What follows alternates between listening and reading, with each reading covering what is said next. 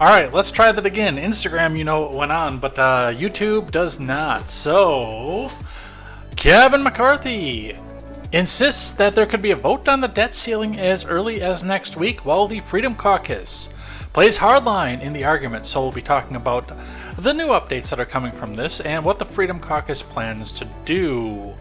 In other news, Marjorie Taylor Greene gets in a fight with Jamal Bowman outside of Congress, where AOC has to step in and be the voice of reason. Yes, folks, you heard that right.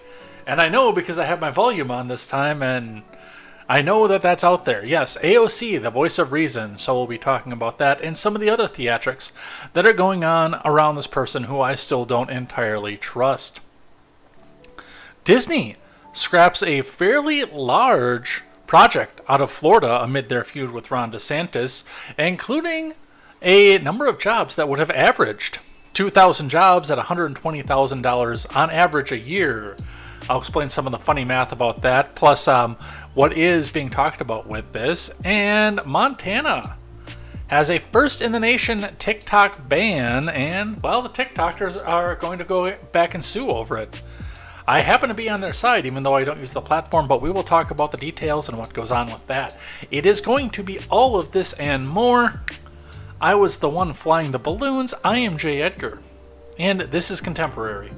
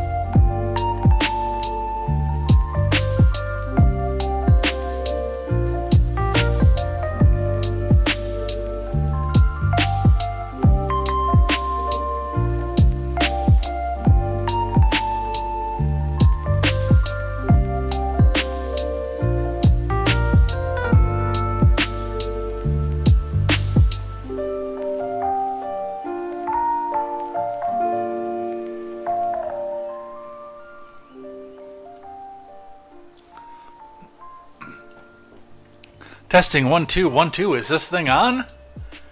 Sometimes I gotta make sure and check myself on that one here. Good evening, everybody. Welcome to Contemporary. My name is Jay Edgar, and this is your evening news. We have got a lot to go over here today. We've got a fair amount of news stories that cropped up today, because remember, we pretty much caught up yesterday with a couple things that I threw off to things that I like and things that I hate, and we have got a bunch of things I like and things that I hate today at the end of the show. So a lot to go over here today, a lot of things to talk about, and a few things that are fun as well. I found a new YouTube channel just last night that made it onto things that I like here, because well, I am Wisconsin's native son, and a lot of the stories that are in there take place right here in the state of Wisconsin. So we'll be talking about that. That's going to be a great time. But we've got the news to go over here today first over on Contemporary. Some debt ceiling news. Some stuff about January 6th, oddly enough, because that's still coming back to be talked about. So we'll be talking about some of that. We'll be talking about Marjorie Taylor Greene, of course, with the title card here. So some Disney feud stuff. It's political season, and I mean, we just run right from one election to the other at this point. There's nothing in between anymore. It's just like, oh, okay, well, we just seated Congress. Time to start running for re-election, especially with Congress with a 2-year cycle. So we'll be talking about that. We'll be talking about what's going on there. Montana with its TikTok bill, which, again, I don't agree with, even though I don't care for or use the platform. I don't want other people to not be able to use it. If they want to go rot their brains with 30-second videos, that's on them. That's between them and their parents. So we'll be going a little bit late today because we got started a little bit late. So at 8 o'clock Central Time, we will move over and we will talk about things that I like and things that I hate. But before that, we have got a lot to go over here today. So let's get into it. Before we get started, make sure you guys go check out great programming such as The Daily Ignoramus, The Breakdown with Bergenhoff, The R-Rated Conservative, The Porch Boys, Tweets by Brit, Mr. Behavior, The No Gimmicks Podcast, Silent Caster, and Clown World Chronicles. I knew there was one off of there because I'm changing up the order of everything here. But yeah, go check out all that great programming. It's going to be a great time. These are great people who are just like you. And a lot of people out there still insist on getting their news from people who wear suits that cost more than their houses, even the ones that live in the apartment buildings. Some of these newscasters wear suits that cost more than their houses. Stop doing that. Get your news from people who are just like you. So go check out all that great programming. Every one of them comes with my personal endorsement. And let's get into the news and let's get started. We are going to start. Hey, look, that's me again. Haha. Let's go over here. We're going to start with the Dow, which spent most of the day down, but did turn positive at the very end of the day. Winning day with good news on the debt ceiling, so we'll be talking about that.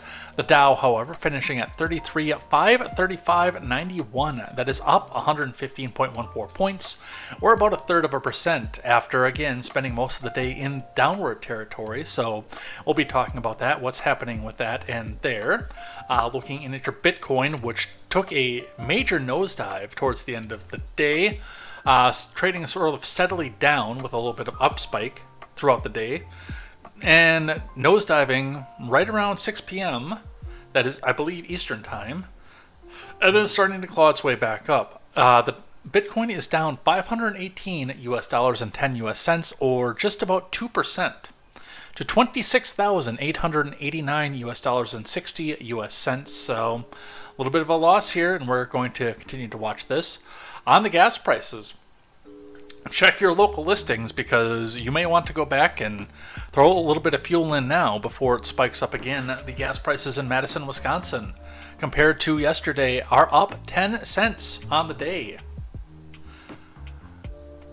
$3.50 on the west side, $3.50 on the east side. There's still $3.40 out there, and on the isthmus, well, even that's coming up here to $3.30. So a little bit coming up off of here. So these may not reflect your local gas prices. Check your local listings to see what your gas prices are, but we can look at trend lines, and that means that this is going up. Do keep in mind that we are just a couple weeks away from Memorial Day, so that is going to be playing some into what we see with that. And with that, we'll look at our finance, we will look at our layoffs report, and we will talk about the debt ceiling. Our finance article today comes from CNBC. Let me get the chat up here.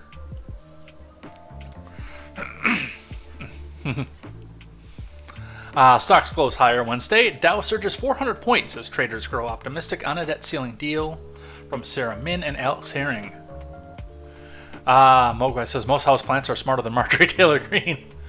Usually screws up when you switch the tabs. No, this time was me, because when I've got the title cards up or the starting soon cards up, I don't have the volume up, and for whatever reason, I didn't turn the mic back on. So lots of cheese news. Oddly enough, I'd vote for a wheel of cheese before Marjorie Taylor Greene. Nice. Yes, anytime I have a chance to rate somebody that I do endorse, that person will always take priority. So if you're online, well, when I get offline, my crowd is coming to you. Caster says, you hear that, Mog? He endorses me. Yes, I do. Praise Biden. All right, let's see what's going on with this. I do want to say again a thank you over to Helix. Why can I not think of his name?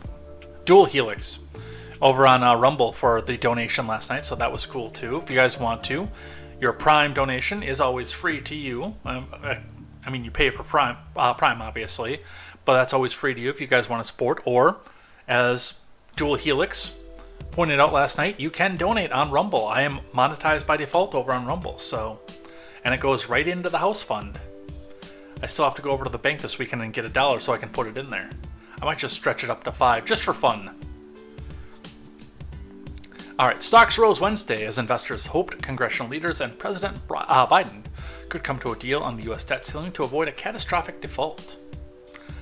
The Dow traded 408.63 points higher, or 1.24%, to 33,420.77. The S&P gained 1.19 to 4158.77. The Nasdaq advanced 1.28 to 12,557. At the conclusion of a House meeting between the President and congressional leaders on Tuesday, Kevin McCarthy said that a better process is now in place for further talks, saying it's possible to get a deal. By the end of the week, the White House said that Biden canceled the second leg of an upcoming international trip to focus on negotiations. We now have to now we have a structure to find a way to come to a conclusion, McCarthy said on Squawk Box on Wednesday. I think at the end of the day, we do not have a debt default. I think we finally got the president to agree to negotiate. A lot of this is the same stuff that we saw yesterday. Sam Stovall, chief investment strategist at CFRA Research, said he expects that markets are stuck in neutral. Even as the news becomes more and more optimistic on the debt ceiling, he cited recent trends in the 10-year yield, as well as strength indicators in the S&P 500. Well, the thing with the 10-year yield is the fact that the government wants you to buy bonds so they don't have to tax the shit out of people as much as they probably should, given how much we're inflating the currency and how much we're spending. So they want to promise you, hey, we'll give you back 4% if you just buy this bond. That's better than you've been able to see in years. Just buy the bond, stupid. And, well, I don't think people are falling for it, but we'll see what happens with that. Let's look at our layoffs report.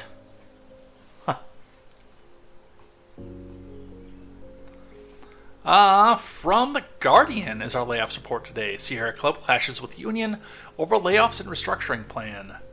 That's right, not even the union people are safe. From Darna Noor. The Sierra Club, one of the U.S. oldest and largest environmental advocacy groups, is going through turbulent restructuring, which a union has issued 2 formal complaints about and warned could lead to more than 100 job losses. Some staff also raised questions about how the changes might affect its recent efforts to improve workplace culture following allegations of misconduct and boost inclusivity in the aftermath of scrutiny over the racial views of its founder, the conservationist John Weir. Dozens of employees have been laid off since late April this year. I don't know why I was looking at 2000. And even more have taken voluntary buyouts, said the Progressive Workers Union, which represents about 400 of the Sierra Club's pre-layoff count of 800 employees, so about half. The move comes under the leadership of Ben Jealous, a prominent civil rights leader who was named Sierra Club's new executive director in November. In April, he said he inherited an annualized deficit of $40 million, that layoffs and cost-cutting would be needed. Every department has been asked to make hard decisions, he told E&E News. He said the organization was retooling for this climate moment. And again, I think that a big part of this is the fact that they overhired because, hey, we can give jobs to our progressive friends and make them rich. And then they'll come back and vote for more progressives. And, well, that's just not going to be the case anymore. So, your layoff support goes for the Sierra Club. Progressivism can't save you right now. All right, let's look at the main news of the day. We're going to start with the debt ceiling today. From The Hill. McCarthy shifts, voices new confidence in debt ceiling deal. We'll see. From Eris Folly and Mike Lillis. Bipartisan negotiators are racing to secure a debt ceiling deal, voiced a new confidence on Thursday that they'll locate a compromise before a federal default. But even as President Biden and Speaker McCarthy both hinted at significant progress in the talks, rank-and-file lawmakers in both parties are raising alarms about the concessions their leaders have made, pushback that's highlighted the hurdles certain to face leadership as they prepare to sell an emerging agreement to their respective troops. Again, my big concern about this is not what happens in the House between McCarthy and Biden. I'm more concerned right now, and I've got my eye closer on what happens between Chuck U. Schumer and the Turtle Man McConnell. Because McCarthy and Biden can come to all the concessions in the world and shake hands and hug and be very, very happy with each other, and still turn around and lose this when a bunch of progressive Democrats in the Senate say, raise it. We need to spend billions more dollars. Ukraine and things like that. We're not there. We haven't agreed to anything yet, but I see a path along that we could come through, McCarthy told reporters on Thursday morning, while also saying it'd be important to try to have the agreement, especially in principle, by sometime this weekend.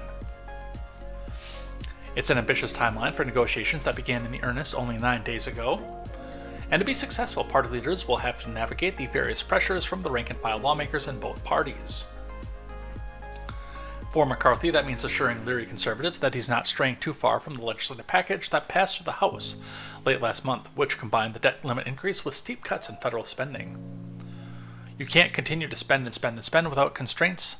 That's completely irresponsible, and we're just not going to do that, Andrew Clyde of Georgia said. who is a member of the Freedom Caucus, by the way.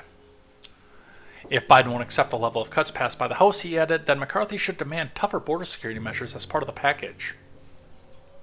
That is actually a fair point as well. The Freedom Caucus complicated McCarthy's task further on Thursday, urging the Speaker to step away from the table and demand that Democrats accept the House-passed bill. There should be no further discussions until the Senate passes the legislation, the group said in a statement. Biden is facing his own headaches from the left. For the past few days, liberals in both chambers have come out in strong opposition to GOP-backed proposals for tougher work requirements for federal assistance programs, a position amplified this week by Hakeem Jeffries, who sided squarely with his progressive members. Because of course he did. We have continued to make clear as House Democrats that so-called extreme work requirements that these MAGA Republicans want, these are not extreme work requirements. These are slightly milder. These are slightly more stringent. These are very, very mild reforms on top of what's already there. The MAGA Republicans want to try to impose as a ransom note are a non-starter, Jeffries told reporters in the Capitol. Period. Full stop. While Biden has seemingly ruled out changes to Medicaid in negotiations with McCarthy, he sparked confusion and in some cases frustration with his party when he appeared to open the door for stricter work requirements for other programs like SNAP and Temporary Assistance for Needy Families, or TANF. Republicans have sought to toughen the work requirements for all three of these programs, provisions featured in their debt limit legislation. What I've said in the past is I understand he voted for work requirements in 96 and some other things in 86 with the crime bill, but we didn't elect the Joe Biden of 86 and 96. We elected the Biden of 2020, a doddering old fool that is supposed to bend the knee to whatever progressives tell him. I paraphrase that last part. Pramila Jayapal of Washington, chair of the Congressional Progressive Caucus, told reporters on Thursday. They hurt the very people that they're designed to serve, and put them on something like SNAP at a time when hunger is now reaching pandemic levels in the country is something that's not a core Democratic value, Jayapal said, describing the push as a non-starter. The comments echo the sentiment of other Democrats in both chambers worried about the concessions the White House could wind up making as part of the talks, underlining the potential uproar in store for the president if his party's unsatisfied with the final deal.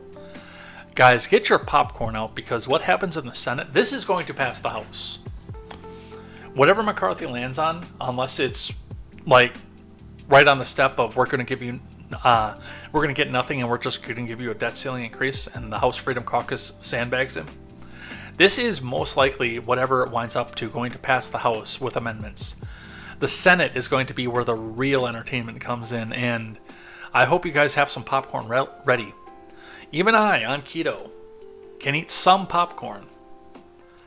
7 carbs for a cup of popcorn. I can't eat a whole bag, but 7 carbs for 1 cup. And I will be using that cup a day to watch the negotiations and the arguments and the whining and the crying and the gnashing of teeth in the Senate. I hope you will too. Timeline here. McCarthy says House could vote on the debt ceiling deal as soon as next week. From Christina Wilkie over at CNBC. Speaker McCarthy said Thursday he's optimistic that congressional negotiators could reach a deal to raise or suspend the debt ceiling in time to hold a House vote on it next week. I see the path that we can come to an agreement, McCarthy told reporters in the Capitol. And I think we have a structure now and everyone's working hard, and I mean we're working 2 or 3 times a day. Oh, 2 or 3 times a day, then going back and getting some more numbers. Investors have been watching Washington closely this week for any signs of progress in the months-long debt limit standoff that they didn't start working on until 9 days ago.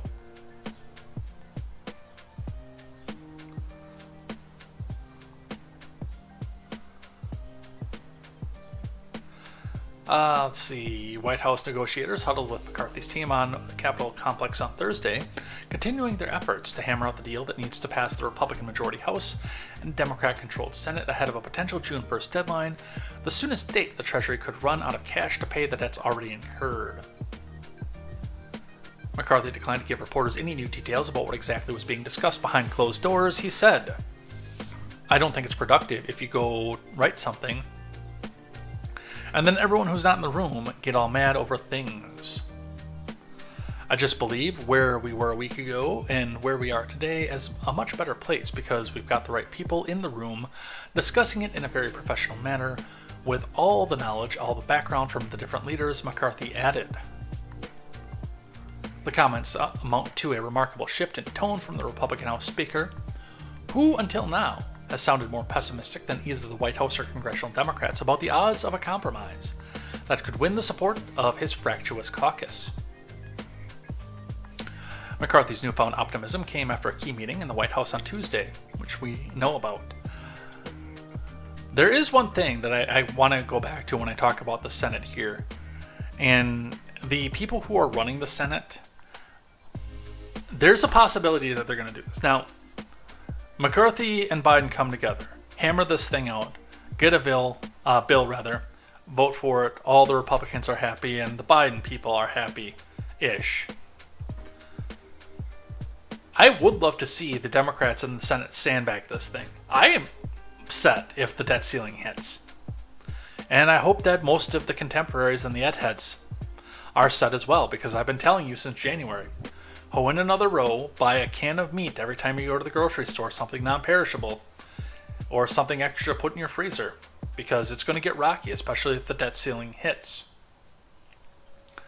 Make sure your affairs are in order on your job and get about 2 weeks worth of pay saved up as best as you can, because some things may happen if we go down the debt ceiling. That's been an important thing, and I want to see ed heads thrive. I always have. When I talk about the Senate here, the leadership may be coming out and saying, hey, we have to do this.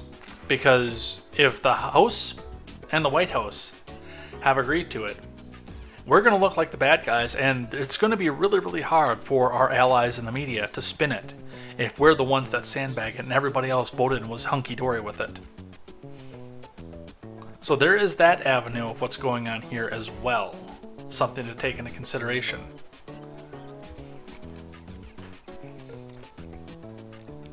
But that is where we are at on the debt ceiling. Let's grab one from Fox News. 210 Democrats endorse plan to sidestep House GOP in debt limit fight, which is, by the way, the other avenue of what could go on here. From Elizabeth Elkind. Nearly every House Democrat has endorsed an effort to make an end run around McCarthy and bring a clean debt ceiling increase forward for a vote that doesn't include spending cuts for the federal government. That's called, if I don't get my way, I change the rules. At the direction of Hakeem Jeffries, Democrats began collecting signatures for a discharge petition on Wednesday morning. Discharge petitions can force a vote on legislation even if the majority party objects, but a majority of House lawmakers need to sign it. As of Thursday afternoon, 210 House Democrats had signed the discharge petition in the hopes of forcing a vote on the debt ceiling increase. All three Democrats who have not yet put their names to it are Reps Mary Peltola of Alaska, Ed Case of Hawaii, and Jared Golden of Maine. I love the fact, again, this is one of the things that I love to watch, is what I just said. If I'm not getting my way, change the rules. I will get my way no matter what, if I have to change the rules to do it. It concerns me that the Republicans are not willing to do the same thing, although, given the fact that they are currently trying to put the Jesus caucus back into the Republican Party, the authoritarian censor the books, only the Bible needs to be in the library of that party to come into things. I'm glad that they at least play by the rules off this one, but, I mean, Democrats aren't going to do it. Not that I think that the 14th Amendment thing is legal. And I don't think they've got the votes for the discharge petition either.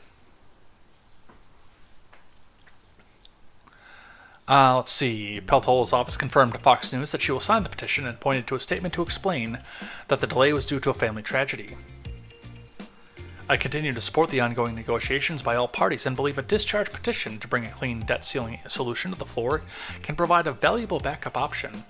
I'm currently grieving the loss of my mother, but I intend to sign the discharge petition as soon as I am able to return to D.C., Peltola said. Golden's office referred Fox News Digital to an earlier report where the congressman criticized the discharge petition. So at least one person principled enough to say, hey, let's not change the rules. Case's office has not responded to a request for comment. The discharge petition requires a simple majority, but Democrats only have 213 seats. Republicans across the spectrum have thus far been united behind their call for spending cuts to pair with any debt limit hike. So, will they get it? Probably not. Again, is it entertaining to watch? Oh yes.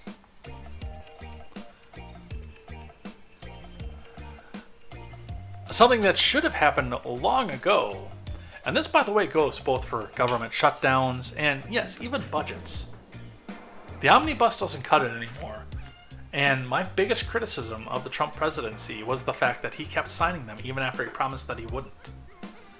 If he'd have kept his promise, I would have been out voting for Trump in 2020 with bells on instead of waiting until the very last minute, and then still washing my hands 17 times after voting for him because I was so disgusted with myself for doing it.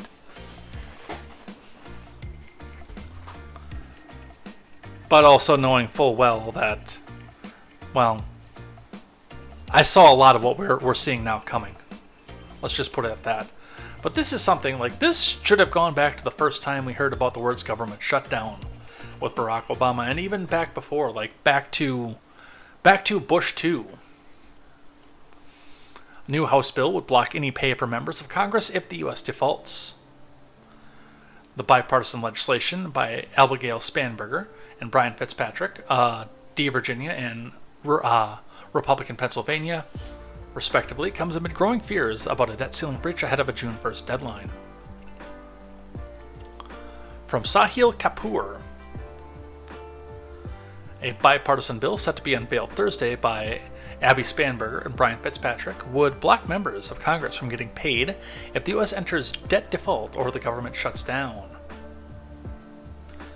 The No Pay for Congress During Default or Shutdown Act, shared in advance with NBC News, would withhold lawmakers' pay for the duration of the debt limit breach or lapse in federal funding, an attempt to motivate legislators to prevent either situation.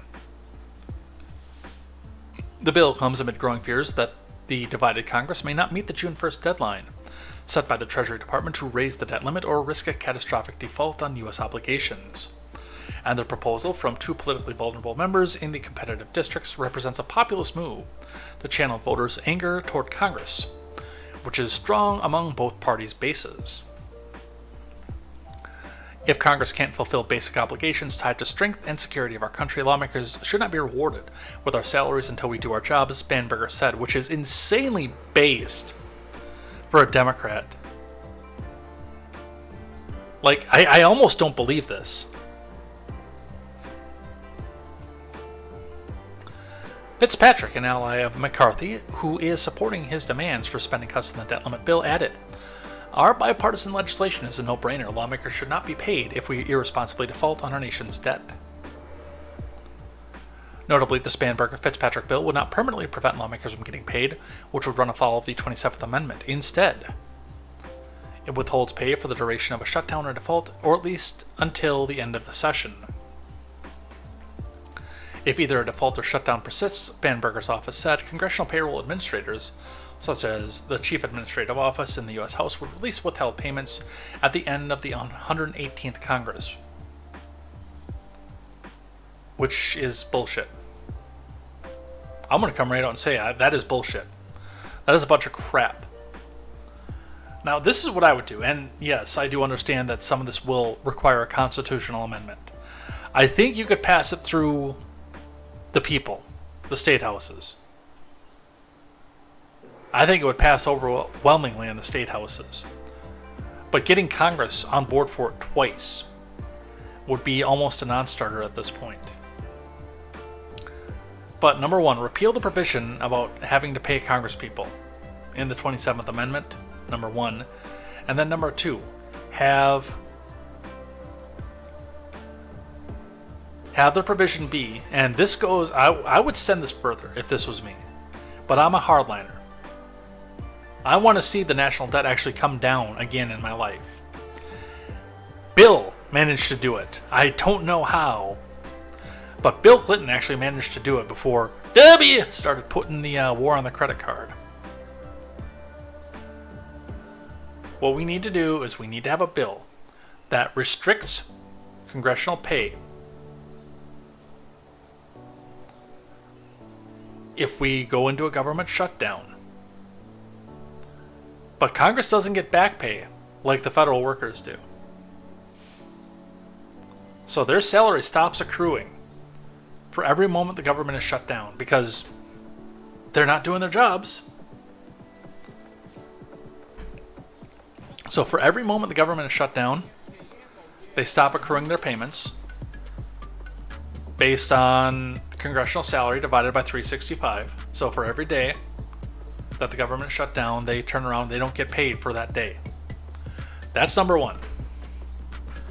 Number two, if we have a debt default, you forfeit your pay for the rest of the Congress. Number three, and this is the important one, you forfeit your pay for every day that we do not have a balanced budget. Now, the latter would completely negate the first, because an omnibus only goes to usually a predetermined, preset day. This is enough spending that we need to do to get to a certain day before the government runs out of money. So if you have a balanced budget, then you only worry about this every October. But Congress doesn't get paid without a balanced budget. That one would be a harder sell. And by the way, we haven't had a balanced budget since Bill, with a concrete plan of how we were going to spend our money and a concrete plan on how we were going to tax our way back out of that spent money. That hasn't happened in years, decades even. Thank you, W, again.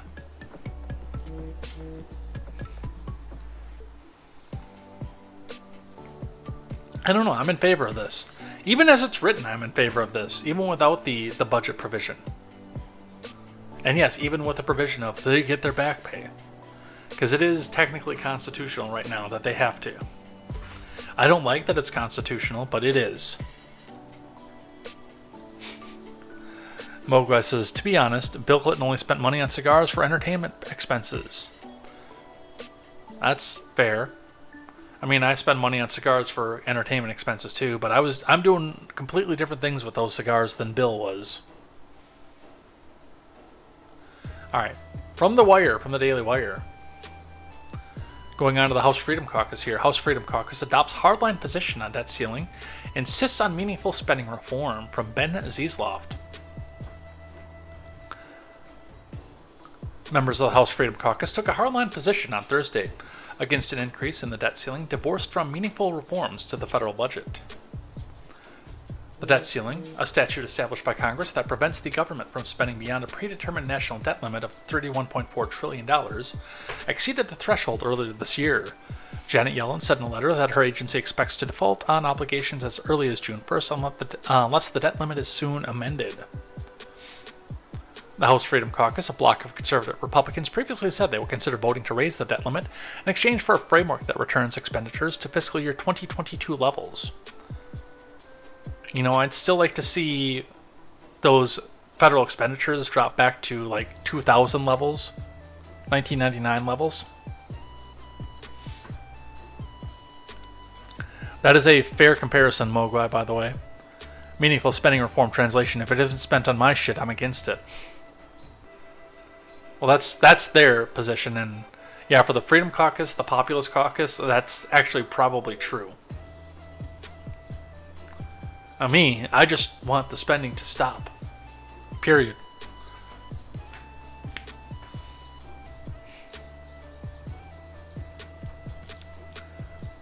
Raises the debt limit only for the next year, restructures an annual spending growth to 1% over the next decade. House Speaker McCarthy recently passed the framework in the House by means of the Limit Save Grow Act. These lawmakers, without whom McCarthy is unable to pass legislation because of the narrow majority, reiterated that they will not support any other means to raise the debt limit, a vow which comes less than 2 weeks from the possible June 1st deadline. The House has done its job in passing the Limit Save Grow Act to provide a mechanism to raise the debt ceiling. This legislation is the official position of the House Freedom Caucus, and by its passage with 217 votes, the entire Republican conference read a statement from lawmakers shared with the Daily Wire. The House Freedom Caucus calls on Speaker McCarthy and Senate Republicans to use every leverage tool at their disposal to ensure the Limit Save Grow Act signed into law. There should be no further discussion until the Senate passes the legislation. I like that they're doing this. I do. And I'm going to tell you right off the bat, if the Limit Save Grow Act had been passed through the House in, I don't know, February, I would call this entertainment to the max while I sit back and watch Democrats writhe in the wind. But remember, we only started doing this 9 days ago.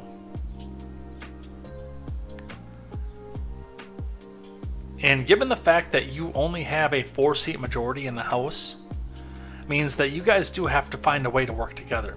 You can't steamroll legislation through. As much as we all thought that was going to be the case in the end of 2022, that's not the case you're in right now. That's not the position you're in. I want you to keep holding the feet to the fire for this, but at some point, you do have to remember that the progressives, the Democrats in general, but the progressives especially, have a captive media on their side.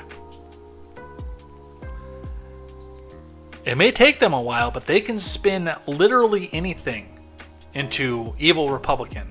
And we've seen them do this.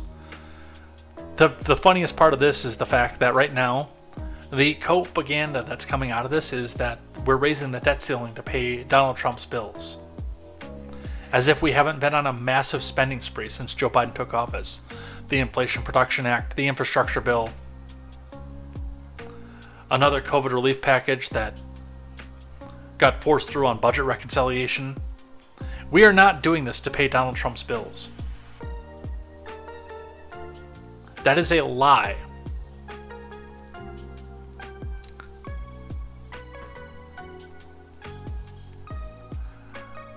I will get on Donald Trump for the spending that he did in his time in office. Raising the deficit by spending and spending and spending, whilst having the tax cuts on all of us. I will get on his case about that, but I won't let you stand here and lie to the American people and say that you guys didn't spend any money in the last 2 years.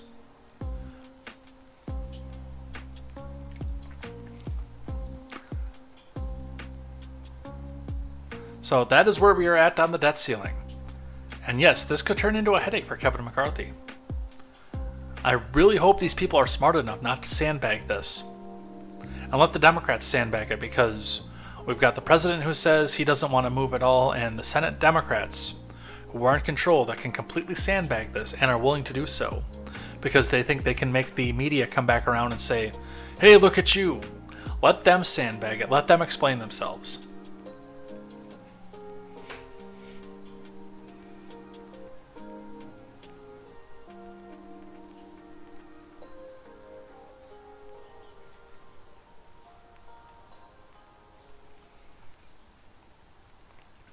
All right, let's talk about the Durham report, which is going to lead us into our title card today. Mogwai says if Bob Dole, Newt Gingrich, and Bill Clinton can get along and work together, the broken McDonald's drive-thru speaker, McCarthy and Biden can do it too. The broken McDonald's drive-thru speaker, that one I don't get. I don't know if there's supposed to be another conjunction in there somewhere, but that one I don't understand. You might have to explain that one. Maybe if it's worked together with the broken McDonald's drive-thru speaker.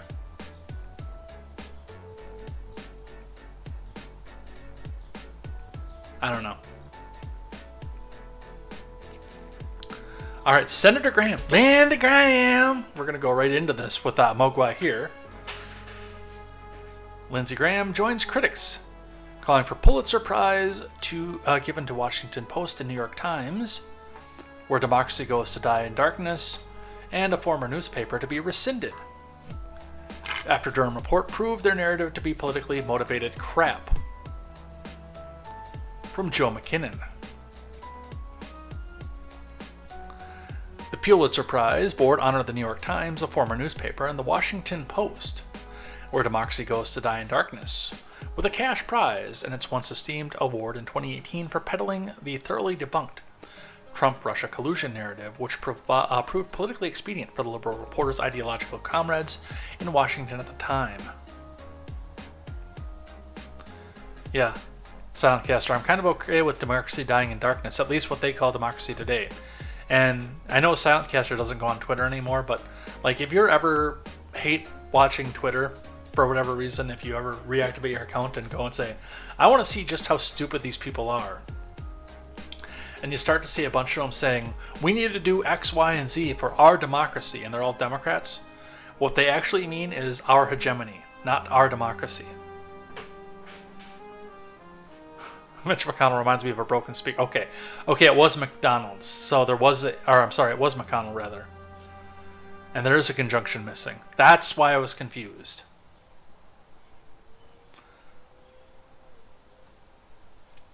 Now I get it. In light of the damning Durham Report, critics now reckon the awards to be albatrosses around the necks of those who dutifully worked to mislead the nation, put there by an organization apparently indifferent to the storm gathered as a consequence. Lindsey Graham has joined those now urging the Pulitzer Prize awarded the staff at both papers to be taken back. Do we have video of this? I want to see if we have video of this. We don't. Do we? New York Times. Oh, they are going to cue it back up. So let's read a little bit of this, and since it's queued, we'll go down and listen to Lindsey Graham, John McCain, please love me.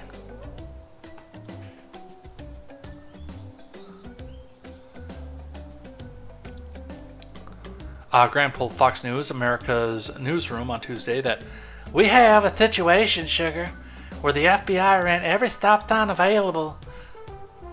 I'd love somebody to run some stop signs on me. He kept pushing a warrant against the American citizen based on the Steele dossier, which has a bunch of stuff about people peeing, and they're not peeing on me. And that was a piece of fiction, like the fiction that I love to read with Fabio on the cover. The information was supplied to the FBI by 2 Russian agents. It was used to get a warrant against an American citizen to turn his life upside down and create a cloud of the Trump presidency and try to deny him the presidency.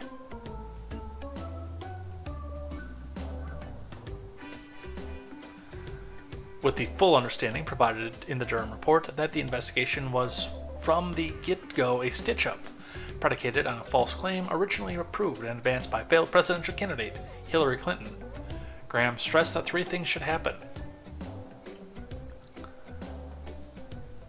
First, A.G. Garland should pick up the phone and call all those who were harmed and say, even if it didn't happen on my watch, I apologize to you, sugar. This is not the Department of Justice I want you to believe in. Second, Ray should get on the phone and apologize to them people who had their lives ruined by the FBI. Third, the Pulitzer Prize given to the Washington Post and the New York Times should be taken back because the entire episode was politically motivated crap.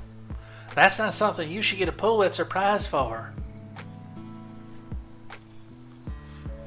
Graham doubled down on the third suggestion, tweeting Wednesday, awarding the Washington Post and the New York Times Pulitzer Prizes for reporting political fiction as a fact regarding President Trump shows that these prizes are awarded not based on the project of your work, but the subject you go after. They should rescind that prize.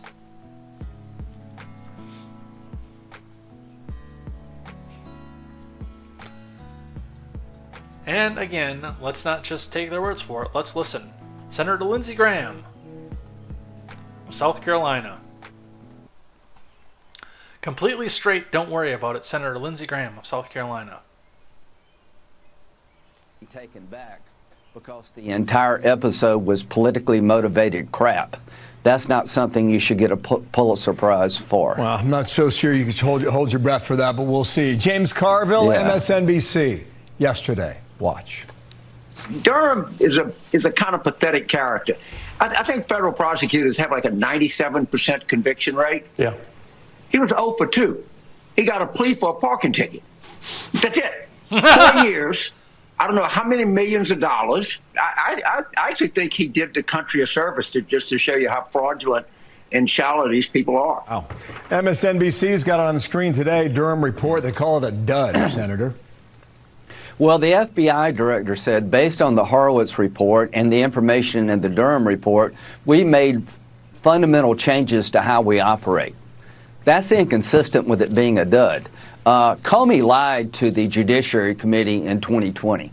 I was chairman in 2020, and we had an oversight hearing, and I asked Comey, was there any effort to verify the dossier that you were aware of? And he said, no, not that I was aware of.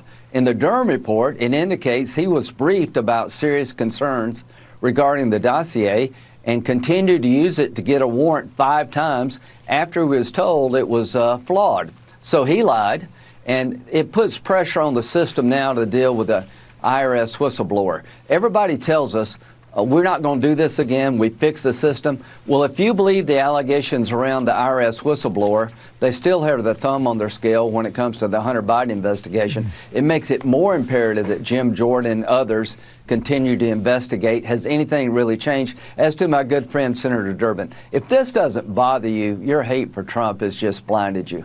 Well, sir, Politico's takeaways are Durham on defense, Durham gone wild, who played ball with Durham and who didn't.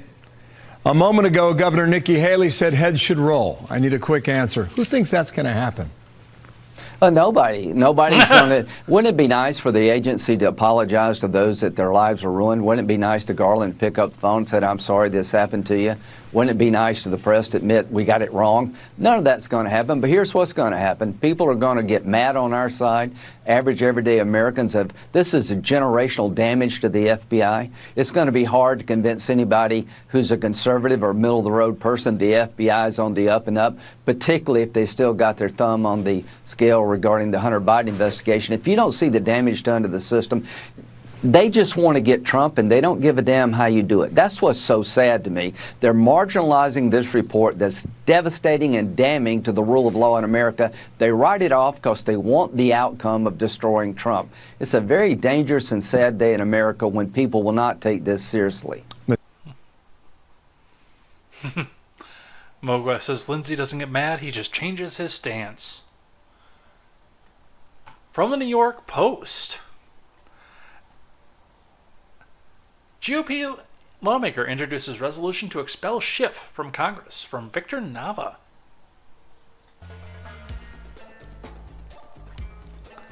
Anna Paulina Luna on Wednesday unveiled a bill that seeks to remove Adam Schiff from Congress over his claims of collusion between former President Trump's campaign and Russia.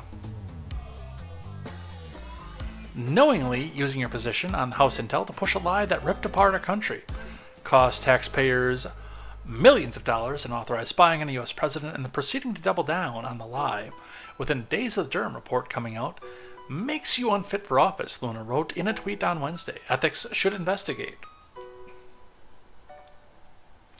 The freshman congresswoman included a photo of the resolution in her tweet.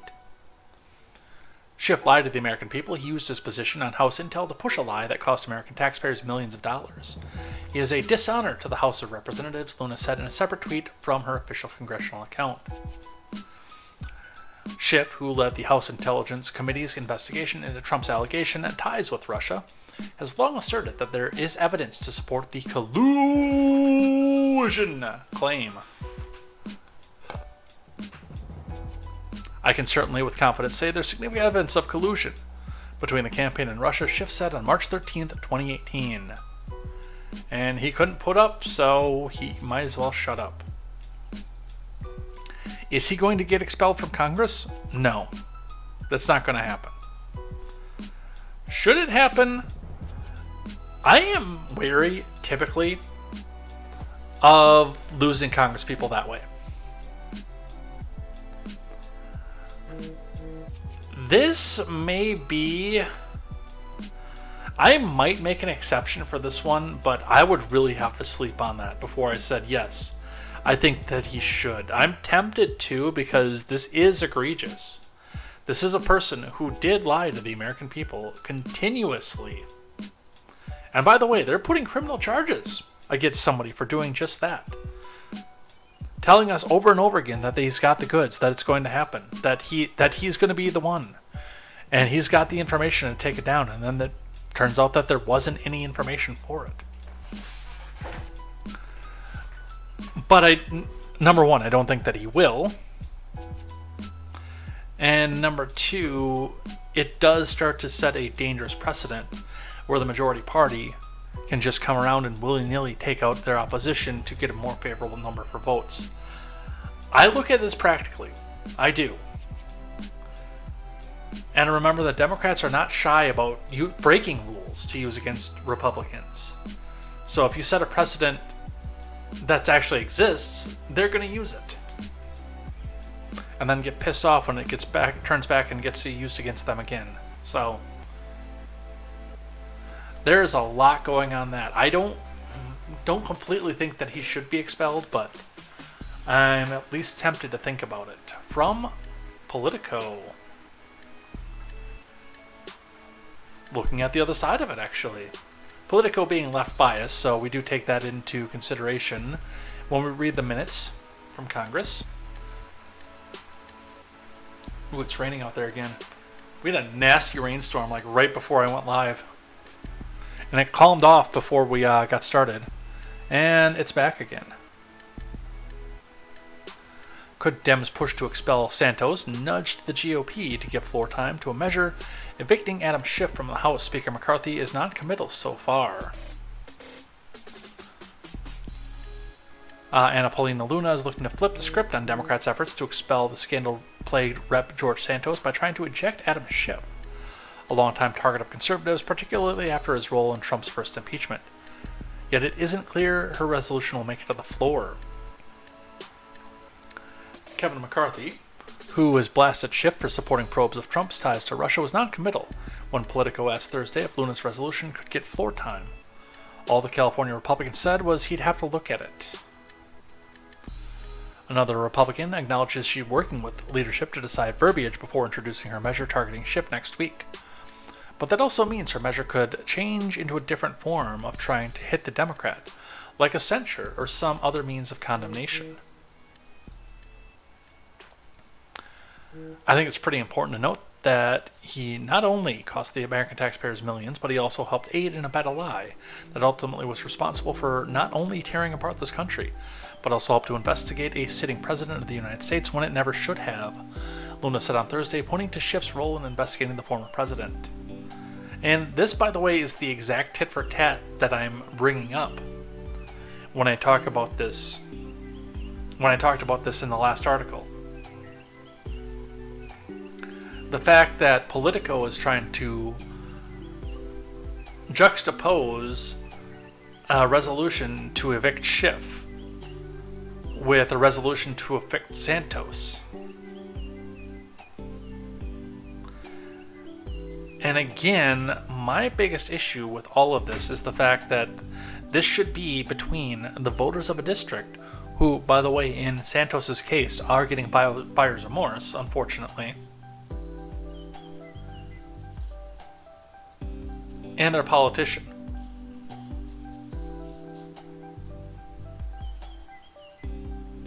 So, that's where we're at with that. It really is. Alright, what else do we have? The Marjorie Taylor Greene stuff. We're going to start with this video here. She ain't worth it, puppy! Alexandria Ocasio-Chavez intervenes in verbal confrontation between Marjorie Taylor Greene and Jamal Bowman.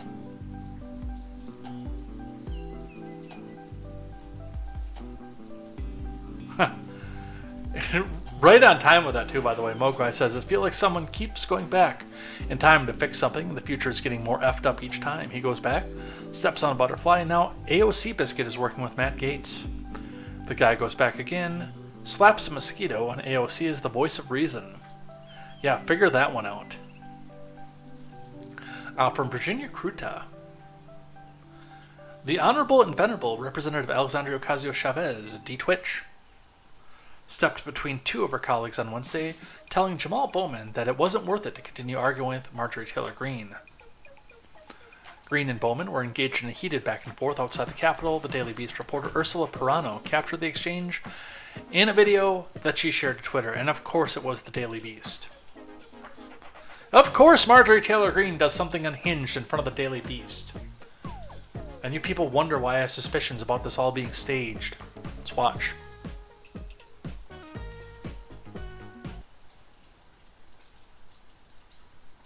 Expel him. We gotta save the party. The party's hanging by a thread. We gotta get rid of Biden. The party's hanging by a thread. You gotta save the party.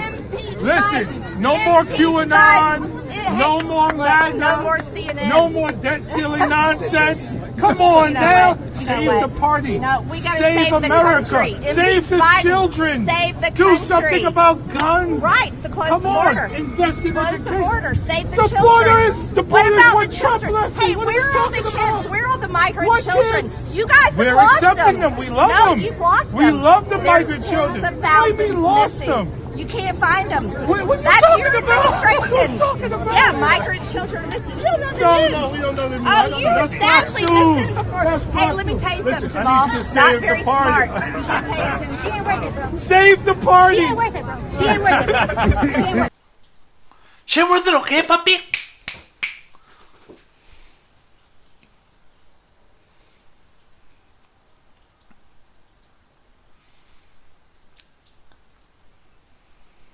And then, let's see. Just moments before the exchange, Bowman had been heckling Santos on the Capitol steps, demanding that he resign after a Democratic attempt to oust him from Congress was delayed. Republicans instead voted to kick the resolution to expel the embattled freshman congressman to the House Ethics Committee. So, the two of them are working together, Cortez and Bowman, and then Marjorie Taylor Greene comes out and steps in, again, conveniently right in front of a Daily Beast reporter.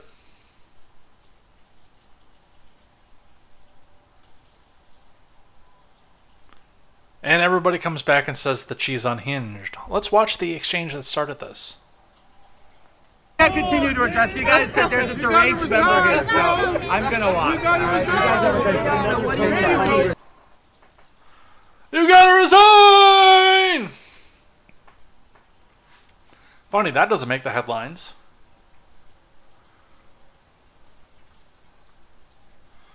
From the Hill, Bowman rips Greene for reckless, dangerous remarks about Capitol encounter. And don't worry, Gavin Newsom gets in on it too. From Jared Gons, Jabal Bowman criticized Marjorie Taylor Greene on Thursday for reckless and dangerous remarks after she said she felt threatened following an encounter the two had had the day before on the steps of the Capitol. Yeah, this is going to go down into racism, which I already know that before reading the next paragraph, which I kind of caught out of the corner of my eye, because Gavin Newsom already ran with that narrative.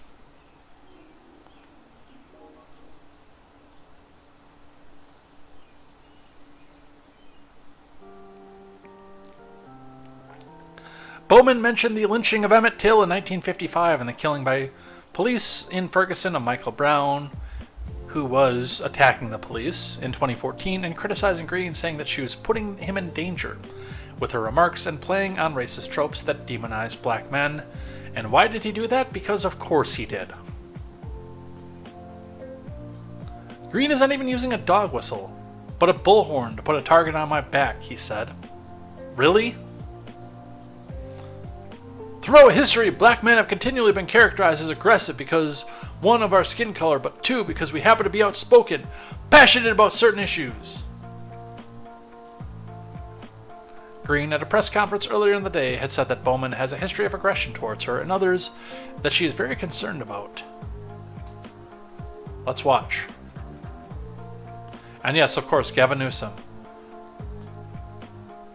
His physical mannerisms are aggressive. I feel threatened by him. Marjorie Taylor Greene describing Rep. Bowman. This is the kind of dangerous rhetoric that led to Emmett Till's death. Everyone should call this out for what it is, blatant racism. Because we've got the chosen one, the chosen demographic that can't be criticized. You're right. Why didn't they bring up Trayvon Martin? That could have been Barack's son. Let's watch.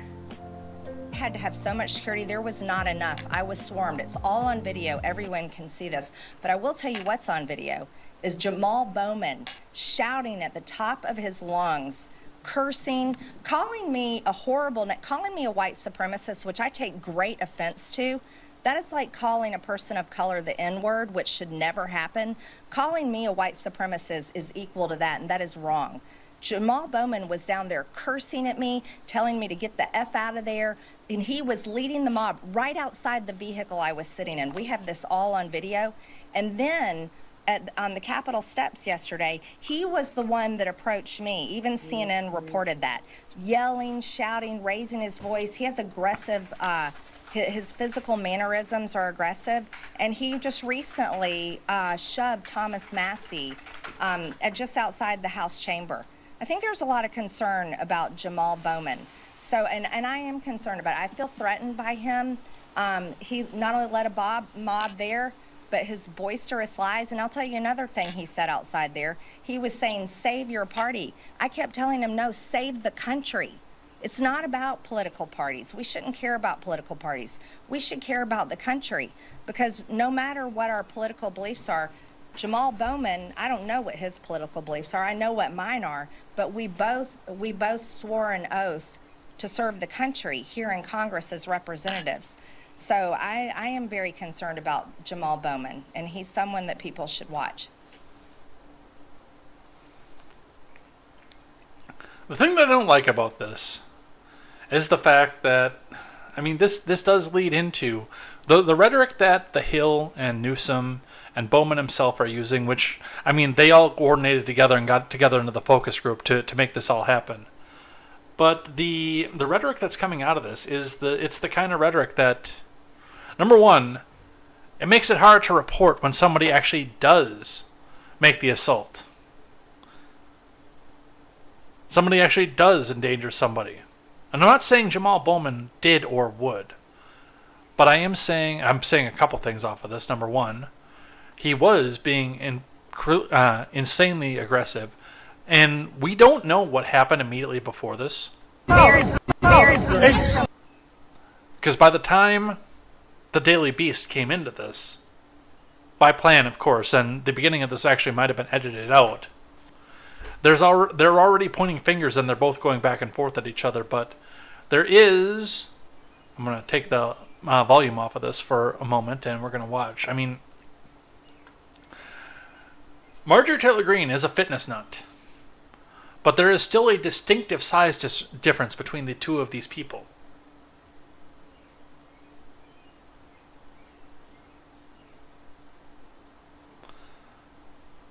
I would note that a lot of us say that there is less decorum in the House because there used to be fistfights and duels in the House, but realistically, if there were to be a fistfight or a duel of this position, there is a clear physical advantage here. It has nothing to do with the skin color. Look at the size of him compared to her.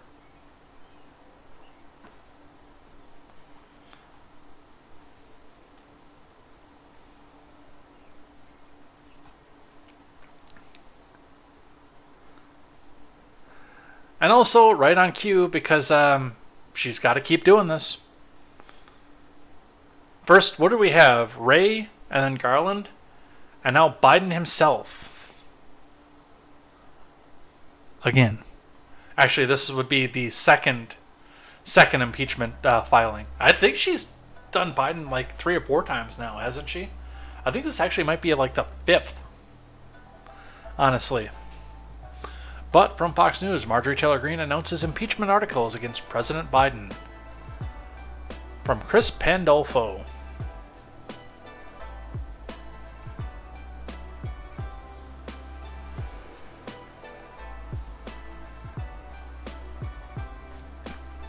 Is it a 5-minute major for fighting in Congress? That I don't know. Marjorie Taylor Greene is introducing articles of impeachment against President Biden. It is with the highest amount of solemnity that I announce my intentions to introduce articles of impeachment today on the head of this America at Last executive branch that has been working since January 20th, 2021 to systemically destroy this country. The President of the United States, Joseph Robinette Biden. Greene said at a press conference on Thursday. The democratically planted congresswoman said Biden should be removed from office because he has failed to secure the border and has deliberately compromised our national security by refusing to enforce immigration laws and secure our border. And here all this time I thought that she was going to go after the Durham report. Greene berated Biden for permitting approximately 6 million illegals from over 170 countries to invade our country and accused the president of depriving Customs and Border Protection of the resources needed to secure the border.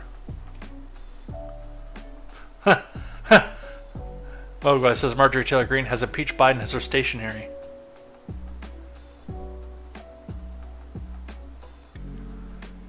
His administration has willfully refused to maintain operational control as is required by law.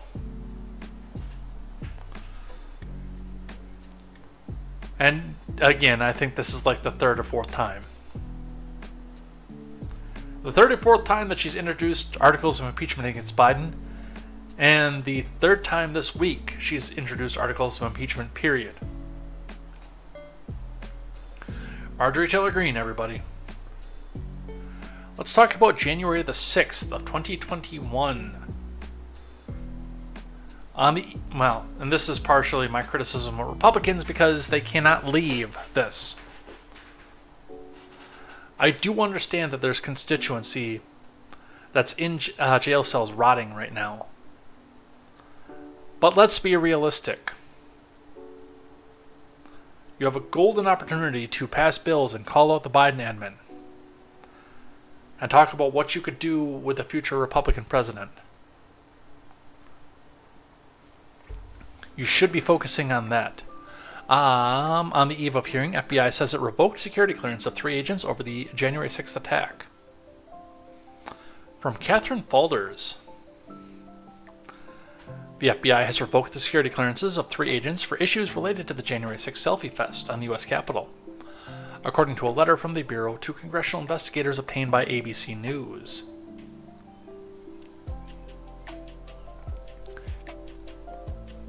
One of the agents was among the pro-Trump mob at the U.S. Capitol. Yeah, I'm sure he was. According to the FBI, and 2 others are alleged to have hindered investigative efforts. At least 2 of the agents, Steve Friend and Marcus Allen, are expected to testify Thursday before the Republican-led House Select Subcommittee on the weaponization of the federal government as part of its probe into the federal government's purported wrongdoings against conservatives. The letter could lead to a contentious hearing, providing what could be fresh ammunition to Democrats as they attempt to undercut the credibility of the committee's witnesses and bolster their claims that Republicans are seeking to whitewash the seriousness of the selfie fest at the Capitol. Russell Dye, a spokesperson for the committee chairman, Jim Jordan, said the letter was an act of desperation by the FBI. This is a last-minute Hail Mary from the FBI in a desperate attempt to salvage their reputation before brave whistleblowers testify about the agency's politicized behavior and retaliation against anyone who dares speak out, Dye told ABC News. Our government retaliate against somebody who's speaking out against it? That could never happen. That's never happened in the history of the world. According to the letter, Agent Brett Gloss knowingly entered the restricted zone around the U.S. Capitol during the January 6th selfie fest in violation of the law.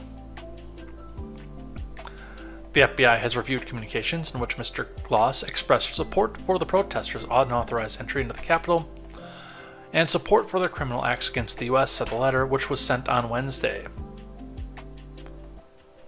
What do you want to bet that these were some of the people who were egging all of this on but had a change of heart afterwards? The letter also said Gloss provided false or misleading information during an interview about what he observed at the Capitol on January 6 and whether he entered the restricted zone. The agent's security clearances were revoked earlier this month, the letter said. Specifically, the Security Division found Mr. Allen espoused alternative theories to coworkers verbally and in emails, and instant messages sent on the FBI systems in an apparent attempt to hinder investigative activity, the letter investigators said, alleging that Allen failed to provide relevant information about criminal activity at the Capitol on January the 6th. So, yeah, no government in the world has ever revoked a security clearance or done anything else in retaliation. Former FBI officials tell the House Republicans Bureau denied agents riot footage to protect the assets and informants present at the U.S. Capitol. Which is funny because for the last 2 years we've been told that there were no informants at the U.S. Capitol. From Brandon Dre. A former FBI agent claimed the Bureau denied Boston field office agents access to 11,000 hours of U.S. Capitol video footage on January the 6th out of fear it would reveal the identities of possible undercover officers and confidential informants present at the riot. Members of the House Select Subcommittee on the Weaponization of the Federal Government shared video testimony during a hearing on Thursday of George Hill, who worked as a supervisory intelligence analyst for the Boston field office. Hill alleged the Bureau's Washington office pressured Boston agents to open investigations on 140 individuals who traveled to D.C. from Mass to attend a political rally supporting the former president on January the 6th. According to Hill, agents from the WFO told him to open 138 individual investigations based on their association with 2 Trump supporters who organized a bus trip transporting the group to D.C. and entering a restricted area of the nation's Capitol building. WFO officials provided pictures of the 2 individuals inside the Capitol but refused to provide video evidence. Hill told the WFO that Boston agents would look into the matter based on evidence that showed 138 other individuals were inside the Capitol building, but would refuse to open up additional cases for simply attending a political rally, First Amendment protected activity. To which the WFO said, "We can't show you those video unless you can tell us the exact time and place those individuals were inside the Capitol," Hill said. Hill said when Boston agents asked why they wouldn't allow access to 11,000 hours of surveillance video available, WFO agents allegedly said there may be UCs or CHSs, undercovers or confidential human sources, and we need to protect their identities. Boy, this is sounding an awful lot like the Whitmer case. Joseph Bonavolanta, a special agent in charge and Hill supervisor, confirmed that his colleague's account about the WFO asking Boston to open investigations on all 140 individuals. According to the subcommittee's report, however, Bonavolanta also testified that FBI officials did not brief him on that level of specificity regarding Hill's claims that undercover officers were present at the Capitol. Why? Because of course he wouldn't. This is Matt Gaetz' clip. Breaking, the DC FBI field office confirmed that undercover officers, confidential informants, and FBI assets were present at the U.S. Capitol on January the 6th, despite Christopher Wray testifying to the contrary. Let's watch. Mr. Allen, we just astonishingly heard a Democrat on this committee question your allegiance to the United States. How many tours in Iraq did you do? I did 2 tours in Iraq, sir. And for how many decades have you held a security clearance? For 2 decades, sir. Ever been called into question before? No, sir. And you also received the Employee of the Year Award for the Charlotte Field Office, is that right? That is correct, sir. Did you receive any medals during your service for the Marine Corps and the United States Navy? I did, sir. As a member of the Marine Corps, I received 2, a Navy Commendation Medal and a Navy Achievement Medal. Seems to me your allegiance to the United States is pretty well established over multiple decades, wearing the uniform, fighting for our country, and I am proud that you continue to fight for our country as a whistleblower here, making a disclosure to the United States Congress. And Mr. Allen, is it your belief that you were retaliated against because you shared an email that questioned the truthfulness of FBI Director Christopher Wray? Yes, sir. And you believed that he wasn't truthful based on testimony he'd given to the United States Senate, isn't that right? Yes, sir. And in that So I believe what's coming out of this, but again, as somebody who is supposed to be a lawyer, Matt Gaetz and a lot of the other Republican questioners, when they call people like this to testify, are really, really good at leading. And honestly, this is borderline something that would be objected to in a criminal courtroom. Now, of course, it's not a trial. I also want to say thank you to Captain Swebs, who followed over on Rumble. I got the alert on my phone. I don't know how far back he did, but I got the alert over on my phone while we were watching the video. So thank you for that. Let's keep listening here. testimony to the Senate, you believe that Christopher Wray indicated that there were no confidential informants and no FBI assets that were present at the Capitol on January 6th that were part of the violent riot. Isn't that right? Yes, sir. Please play the video. We're now going to hear from George Hill, who worked at the Boston field office.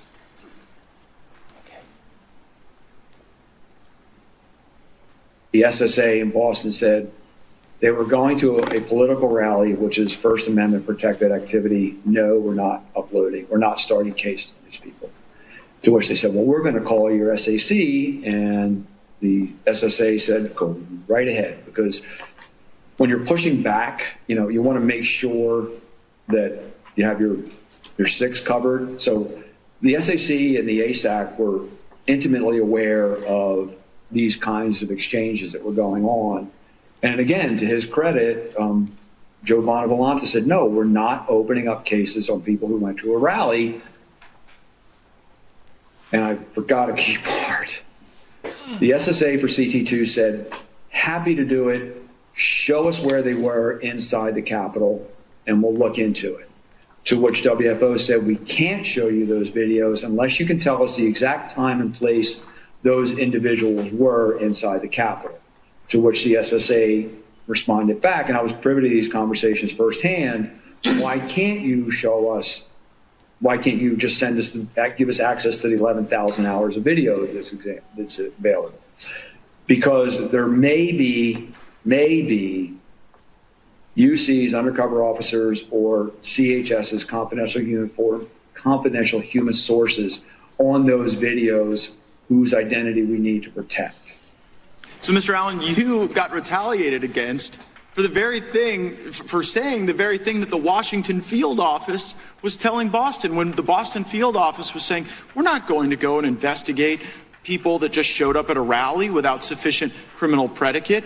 The Washington field office told Boston, well, you know what, we can't give you the evidence because it might disclose the very CIs and UCs that you are concerned about. But that doesn't surprise you, Mr. O'Boyle, does it?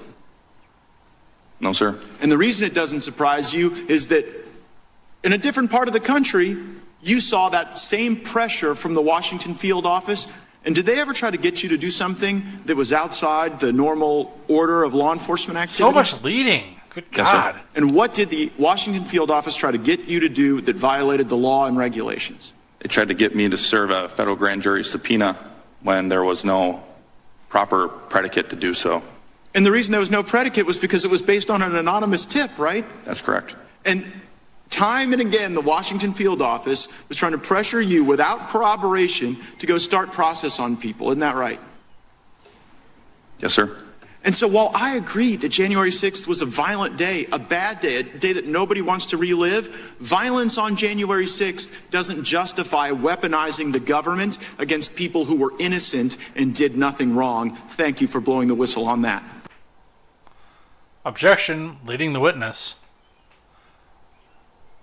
We should be talking well more about this, but I mean, some of these people should be allowed to testify a little bit more than just letting Matt Gaetz give the testimony and say, is this a yes or no question?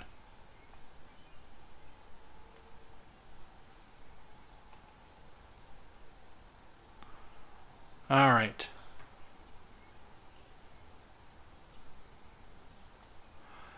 NBC News putting their spin onto this one. GOP witnesses undermine January 6 cases with conspiracy theories, FBI says. From Ken Delanian and Ryan J. Riley. Two of the three self-proclaimed FBI whistleblowers who testified before a House subcommittee on Thursday had their security clearances revoked because their conduct on January 6 cases brought into question their allegiance to the U.S., a Bureau official wrote in a letter to members of Congress this week. No, it's not their allegiance to the U.S., it's their allegiance to the Uniparty. And don't let them tell you otherwise, because that would be a lie. And a bald-faced one at that.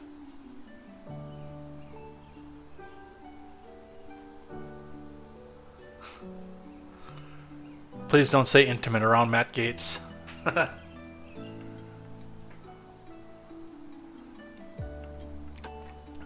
A third FBI employee, a special agent who did not testify before the committee, had his security clearance revoked because he was on the restricted grounds, but lied about his conduct.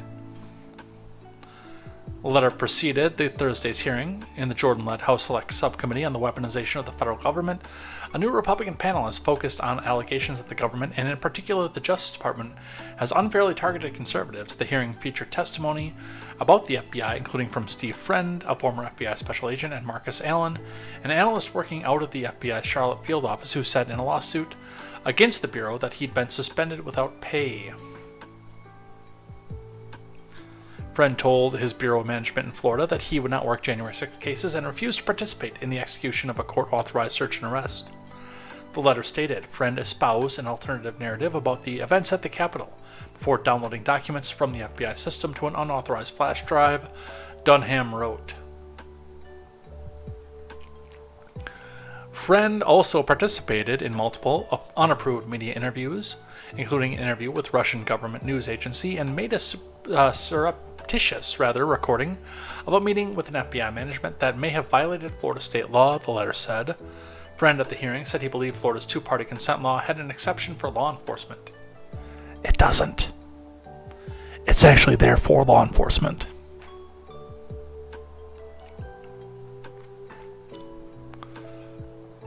Allen, Dunham wrote, espoused alternative theories about January 6 to coworkers verbally and in emails and instant messages sent on the FBI systems in an apparent attempt to hinder investigative activity. Allen was admonished about sending the material but violated those instructions and continued to make such statements to his coworkers according to the letter, including when he sent an email to multiple colleagues that urged recipients to exercise extreme caution and discretion in pursuit of any investigative inquiries or leads pertaining to the events of January the 6th. This is so much wagon circling. I can't say that that's probably going to be the part that Media Matters clips. I was going to make a joke about Native Americans, but I am on Twitch and YouTube, and that is not going to go over very well. I can tell you that right off the back.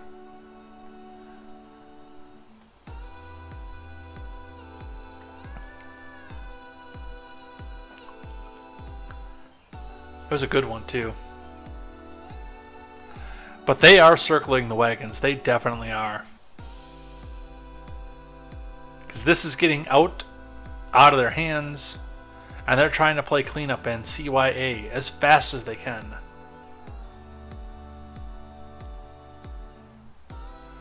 Let's talk Disney. Disney scraps $1 billion Florida development as war with DeSantis rages on.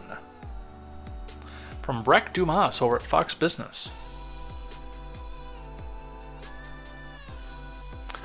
The tit-for-tat between the Disney company and Ron DeSantis escalated further on Thursday, when the entertainment giant abandoned its plans for a new Florida campus in Orlando that would have brought some 2,000 jobs to the state. Josh DeMauro, chairman of Disney Parks Experiences and Products, told employees in a letter provided to Fox Business that the company is no longer moving forward with office development in Lake Nona, citing new leadership and changing business conditions. I'm going to go look at something here real quick. Thought I had something about the pay rate, but I might not have grabbed that. I think I know where I can get it though if I need to. Let's keep reading for now. Josh DeMauro, chairman of Disney Parks and Experience, told. Let's move on. I read that one already. According to the New York Times, a former newspaper, which first reported the news, the project would have been a nearly $1 billion investment. Disney first revealed its plans for the Lake Nona campus on July 2021, when DeMauro informed workers the company would move a few thousand employees from its California headquarters to the new location, praising Florida's business-friendly climate.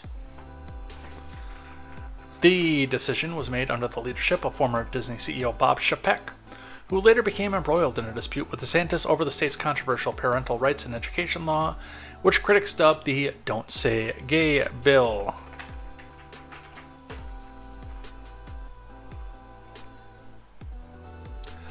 Since then, Chapek has been replaced by Bob Iger, who previously ran the company, and the feud between Disney and DeSantis has continued to ramp up, with lawsuits flying from both sides after the Republican-led state passed a law taking control of aspects of Disney's land in the state, known as the Reedy Creek Improvement. Some Disney employees have already made the move to Florida, but DeMauro said in his letter Thursday the company would discuss those workers' individual situations, including the possibility of moving you back. So, I mean, we're in a situation where we can look at this and start to question whether or not this is... Some of this is going to be for show.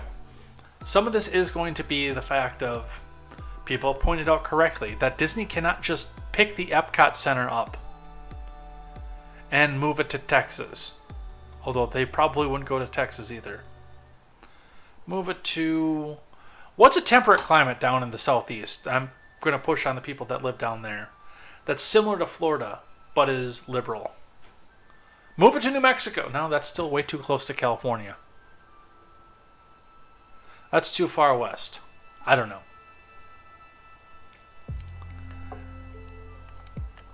Here's the tweet that I was looking at, the one that actually led me to this story, so let me... I'll pull this over here, because we'll talk about this in just a bit. Since then, Chapek has been replaced by Bob Iger, who previously ran the company, and the feud between Disney and DeSantis has continued to ramp up with lawsuits flying from both sides, after the Republican-led state passed a law taking control of aspects of Disney's land in the state known as the Reedy Creek Improvement. Yeah, we talked about that. So we're in this situation, and yeah, as I said, they can't pick the Epcot Center up and move it to South Carolina or something like that. That just doesn't work. There's nothing there. Or they can't turn Georgia deep, deep blue and then move the Epcot Center there, because they are trying to do that. So the next thing they're saying is, okay, well, you won't give us the tax benefits or anything, or you'll retaliate against us, or you'll pass the Don't Say Gay bill, so we're not going to relocate our people from California and bring our 2,000 jobs to your state. Which is going to be the next question of, okay, where are you going to bring those jobs to?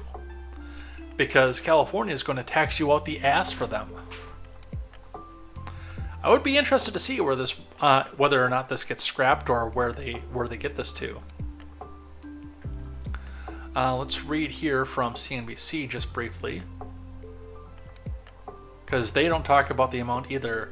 So the talk was supposed to be, when this happened, this was supposed to bring 2,000 jobs to Florida, averaging $125,000 a job. To which my friend Semper, formerly Semper Bear, Semper Reloaded over on Twitter, completely lost where we were, by the way. Yep, there we are. Pointed out the fact 2,000 jobs to the region with $120,000 as the average salary. Yeah, 5 people making a few million a year and 1,995 people making minimum wage. Because you know that the people that are coming over from California are going to be, they're going to be the high-paid ones. They definitely are.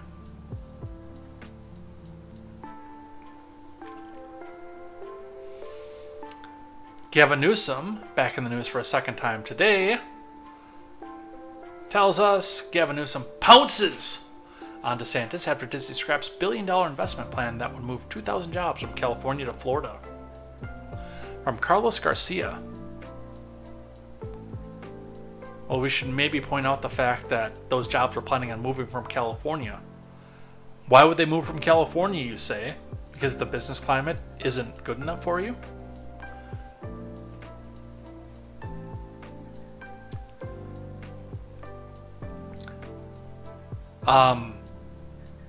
Gavin Newsom is not the mayor, Glenn Beck. I'm going to read this verbatim as Carlos Garcia has it written, but I will point out the fact in the editorialization from my end that Gavin Newsom is the governor, not the mayor. California Mayor Gavin Newsom pounced on the attack against Florida Governor Ron DeSantis after Disney dropped the plan to move 2,000 jobs from California to Florida with $1 billion investment. Disney had originally planned to require the employees to relocate to a campus to be built near Lake Nona. The plans were announced in July of 2021. On Thursday, the company's chairman of Parks, Experiences, and Products Division said the company had canceled the plan. This was not an easy decision to make, but I believe it's the right one, said Josh DeMauro. Newsom used the occasion to criticize DeSantis for his ongoing feud with a massive media corporation. Turns out bigoted policies have consequences. That's 2,000 plus jobs that would be welcomed back with open arms into the Golden State. Thank you for doing the right thing, Disney, Newsom tweeted, not pointing out the fact that you are about to lose those jobs anyway, you mook.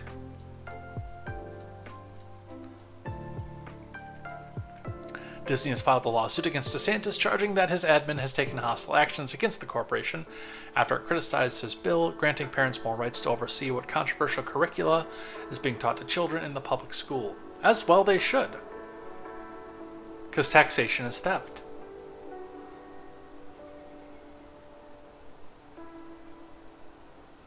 But again, the realism of this is you bit the hand that fed, number one, and expected it not to slap you or put you down. And number two, this is the $1 billion company, the one billionaire businessman that the left doesn't want to crucify and wants to be able to pay less in taxes. Figure that one out. And by the way, you are going to lose these 2,000 jobs no matter what, Gavin Newsom. I don't know where they're going to go, but there's a reason that they were lobbying with Chapek and then subsequently Iger to get the hell out of your state because you have overtaxed the people there. And they know it.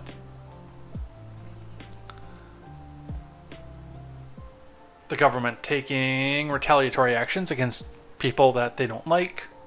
From NBC, Intel leaks suspect is a flight risk and could have access to more classified documents, prosecutors say. Translation, let us lock him up, remand without bail.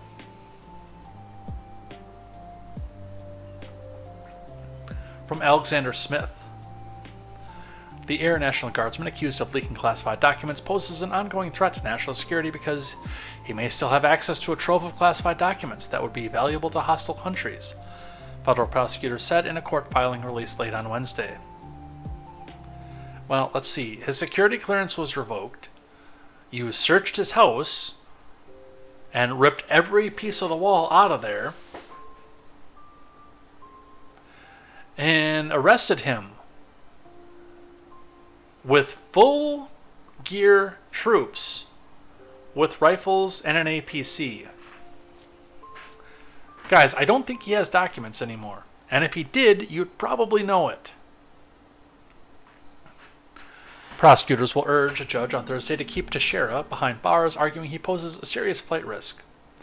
and that a foreign adversary could help him escape the United States and give him safe haven. Now, this is again retaliatory. He tossed your salad.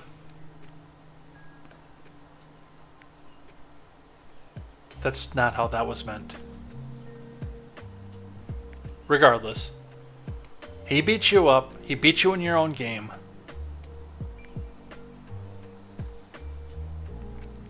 And now you're embarrassed by the fact that he beat you.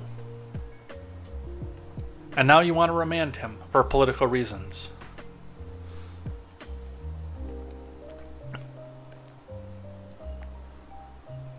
So we'll see what happens with this.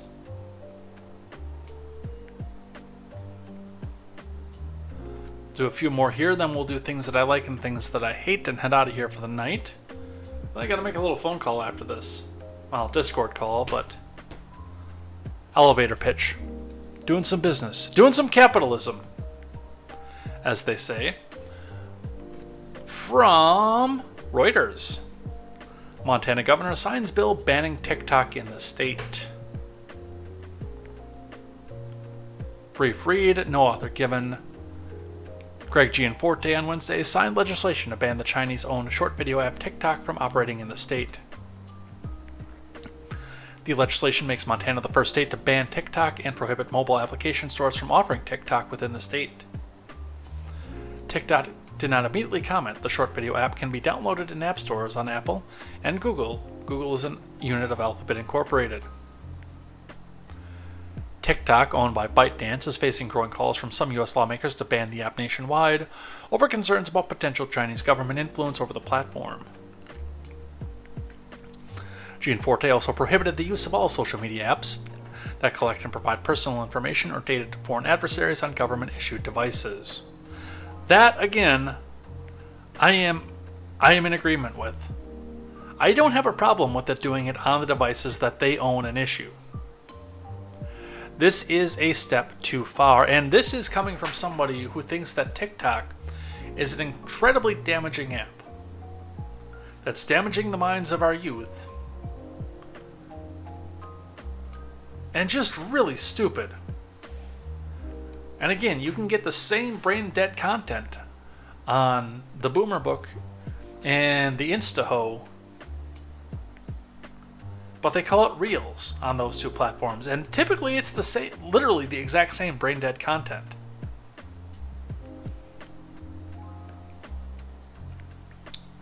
You have shorts on YouTube now. There's shorts on Twitter. You're not going without the short form experience, even if this is banned. But I don't think it should be banned. Again, if you want to ban it on government issued devices because of fear of spying or personal data or anything else like that, it's your device. You have the say as the government. If it's a government issued device, you paid for it, you provide it. And I believe in almost every situation in that position, you pay the phone bill on the thing. That's your prerogative. But what a private citizen does with his or her own phone, however ill-advised, is between that person and the tech provider. It may be really, really stupid. You may implicate yourself, but you assess your own level of risk. The government is not your babysitter.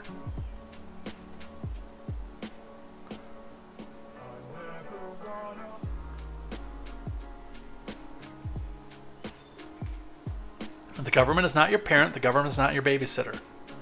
I will sit here and urge you to make better choices than to go to TikTok, understanding full well that you have the freedom to tell me to go and screw myself. And do it anyway.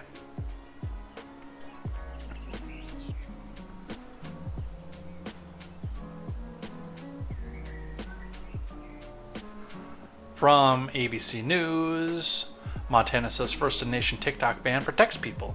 TikTok says it violates their rights.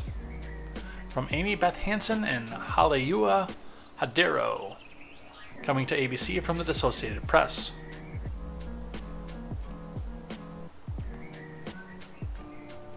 Montana became the first state in the U.S. to enact a complete ban on TikTok on Wednesday, when Gianforte signed a measure that's more sweeping than any other state's attempts to curtail the social media app, which is owned by a Chinese tech company.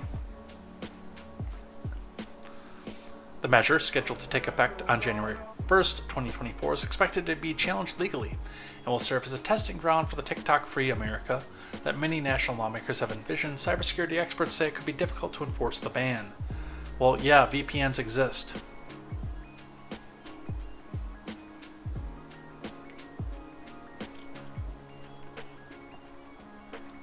Today, Montana takes the most decisive action of any state to protect Montanans' private data and sensitive personal information from being harvested by the CCP, Gianforte said in a statement. Spokesperson Brooke Oberwetter argued the law infringes on people's First Amendment rights and is unlawful. She declined to say whether the company will file a lawsuit. Well,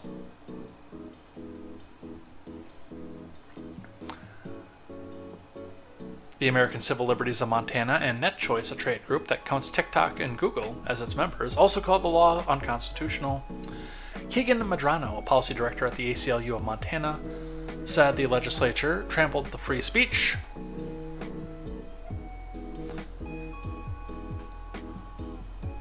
of hundreds of thousands of Montanans who use the app to express themselves, gather information, and run their small businesses in the name of an anti-Chinese sentiment.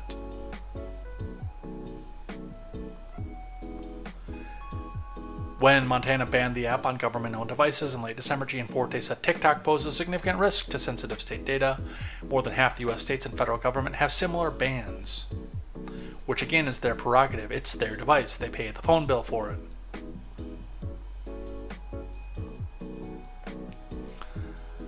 But while ByteDance hasn't done anything yet, the creators have. TikTok creators sue Montana over app ban from Brian Fung. A group of TikTok users has sued to overturn Montana's new statewide ban blocking the app, alleging that the law signed this week by Greg Gianforte violates the First Amendment. The complaint filed Wednesday evening in the District Court of Montana, hours after the governor's signature, compares TikTok to other types of media and claiming the state lacks the authority to keep Montanans from accessing and creating lawful speech. Which again is probably a fair assessment, as much as I think that speech is stupid. You're free to be as stupid as you want, as long as you're not harming another person.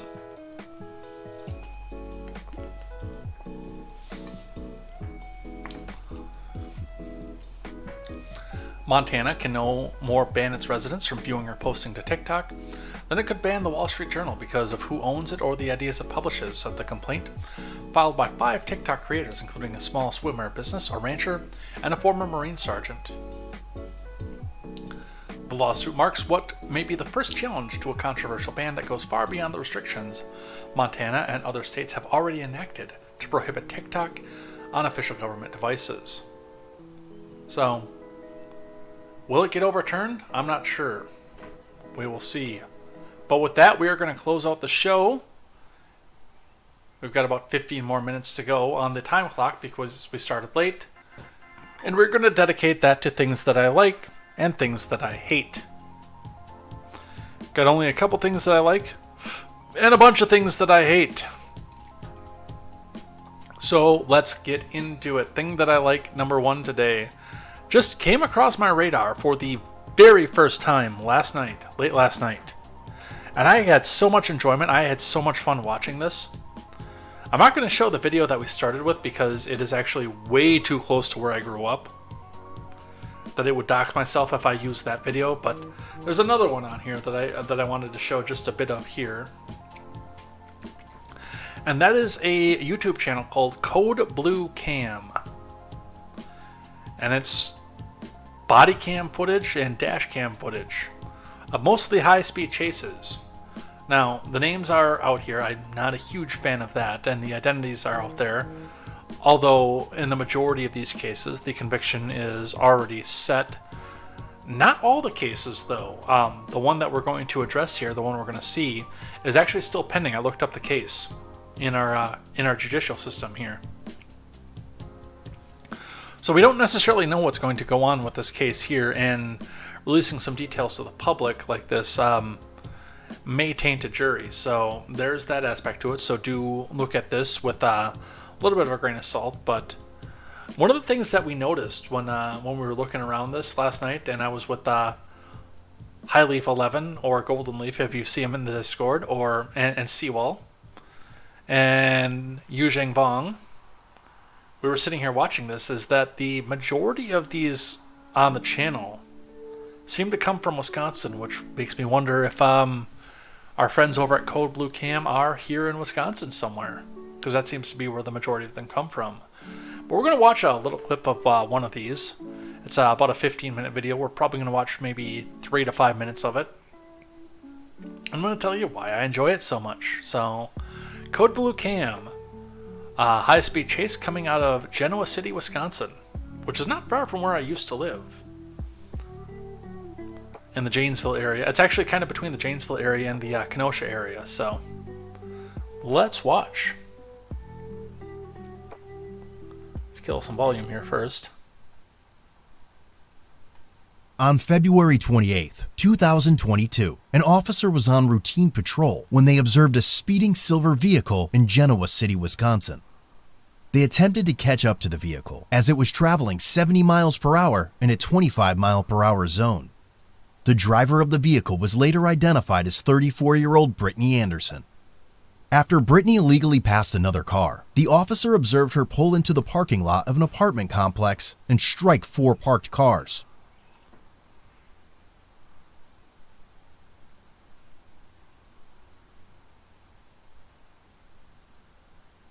No audio here. 27 before I got a high risk stop. As the officer had her at gunpoint, they waited for backup to arrive before performing a high-risk stop.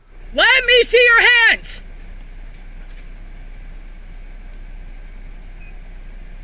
Do not move! 2704 if you want to have rescue stage. Negative, I got the subject at gunpoint. Waiting to do high risk. Both your hands! With your right hand, turn off the vehicle! Driver! With your right hand, turn off the vehicle! When Brittany was ordered to shut off her vehicle, she closed the door and proceeded to drive onto the sidewalk and grass of the apartments. Driver! 2704, driver swing. Driver's taking off through the field, heading on Main, westbound. Alright, and that's all you're going to get for spoilers from this for right now, but we will skip out to the end and see the other part of this, because they actually go through what actually came out of all this and all the trouble that this all went through. But, I mean, I do suggest that you go watch this for yourself here, Cold Blue Cam. It's intense to see some of these things go off here. Let's skip ahead here. And by the way, they have the Zeminskis from the Rittenhouse trial on a separate case. They're on this channel for doing stupid things. Let's watch the end of this. 1,000 like that. 4, 1,000. Doing the field sobriety test. Looks like she's actually doing okay there. 1,000.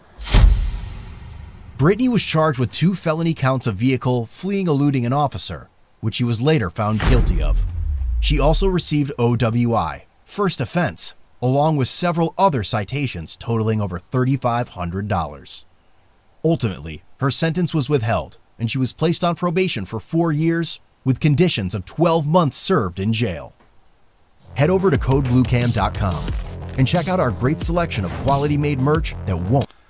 And as a channel that has 1.57 million subscribers, of course, they've got their own merch store, and they're making probably bank off of this. So that is Code Blue Cams. Go check that out. It's really enjoyable to see some of the professionalism of some of these people. Other things that I like today. This is hilarious from the New York Post. Anti-capitalist. Pay what you can. Cafe in Toronto closes after 1 year in business. This is from Allie Griffin over at the Post, who writes, A self-described anti-capitalist cafe and coffee shop in Canada named The Anarchist, with a pay-what-you-can business model, will close at the end of the month after just over a year in business. The Toronto shop, which opened in March of 2022, will close on May 30th, the owner announced in a statement, blaming a lack of generational wealth/seed capital from ethically bankrupt sources. That's propaganda to the fact of we can't make money on this algorithm that we're running here. The cafe offered drip coffee to customers with a pay-what-you-can price tag, while charging for other breakfast beverages like espresso and tea drinks, as well as breakfast pastries to subsidize the lost revenue. It also allowed the public to use its restroom and hang out in the storefront without making a purchase. The store also carried a selection of radical books, art, pins, t-shirts, and more for sale. The so-called anti-capitalist cafe, which sounds very capitalist, by the way, with the exception of the pay what you can for regular coffee, and radical community stays. The so-called anti-capitalist cafe shop and radical communities based on stolen land raised eyebrows when it first opened, especially among conservatives and supporters of capitalism. Locals criticized what they said were high prices at the coffee shop, calling the owner hypocritical for charging so much when he claimed to be against capitalist values and desires. Despite its closure, the shop owner called his short-lived business endeavor a huge success that sparked debate, raised the blood pressure of conservatives, and experimented with living and working in ways that don't enthusiastically embrace the pure misanthropy of capitalism. Unfortunately, the lack of generational wealth/seed capital from ethically bankrupt sources left me unable to weather the quiet winter season or grow in the ways needed to be sustainable longer term, he said in a statement on the Anarchist website. Imagine that. So, you offer a free space that still has overhead. You've still got your electric bill. You've still got, you've got to purchase the books, which probably came from a personal collection.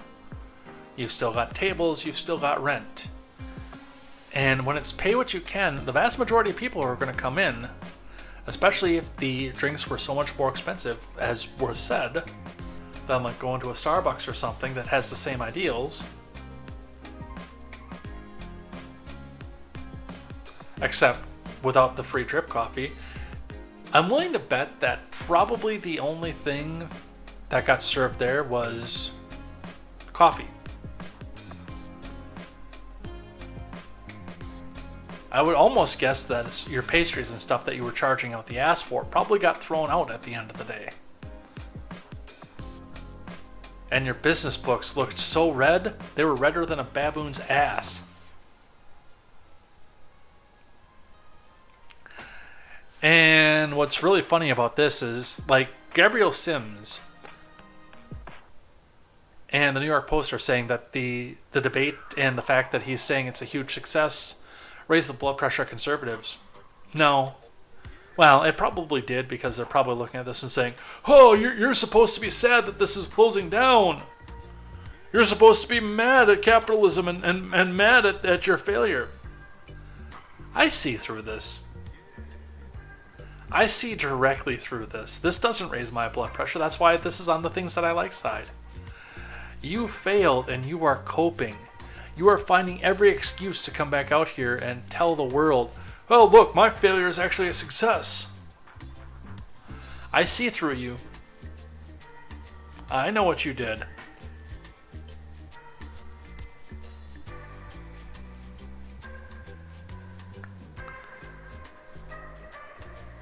What's sad is I can probably go up to Canada and rent out your old business space and probably turn a profit off of it. Except then I would have to live in Canada. What else do we have? So I have not talked much about the Daniel Penny Jordan Neely case because I see through it for what it is. I see it as a divisionary force, the media coming out to try to do an us versus them, and something that should have, like usual, when it's the media coming out and doing something, and us versus them. But I wanted to talk about the charity for Daniel Penny as an aside from this, without giving oxygen to the story that is meant to divide us specifically, because I think it's really important, the fact that this is happening the way that it is. The Blaze reports Mr. Penny's a hero. Kid Rock, Tim Pool, Vivek Ramaswamy are on the top list of donors for former Marine Daniel Penny's legal defense against New York City manslaughter charge. Now, Tim, you should actually probably save a little bit of your money because you don't have your Vice backing anymore. Well, maybe you still do. But this is from Andrew Shapados. Kid Rock added his name near the top of the donor list for the ex-Marine Daniel Penny's legal defense fund after the vet was charged with manslaughter, following the chokehold of a homeless man who later died. The list of donors already featured prominent journalist Tim Pool, journalist, and presidential candidate Vivek Ramaswamy. So, we don't have to go into this. I mean, we all know the story. Most of us have listened to another commentator who's brought this back up, so we know what happened here. But I want to say that one of the things that I always like about this is the fact that people open up their wallets. The system is being stacked against conservatives. What really blows my mind right now is that seeing what we saw and rocking out against the conservative agenda, which was the privileged agenda as the counterculture in the 90s. If you're countercultural right now, you're either libertarian or conservative. The mainstream culture, the squares, are Democrats.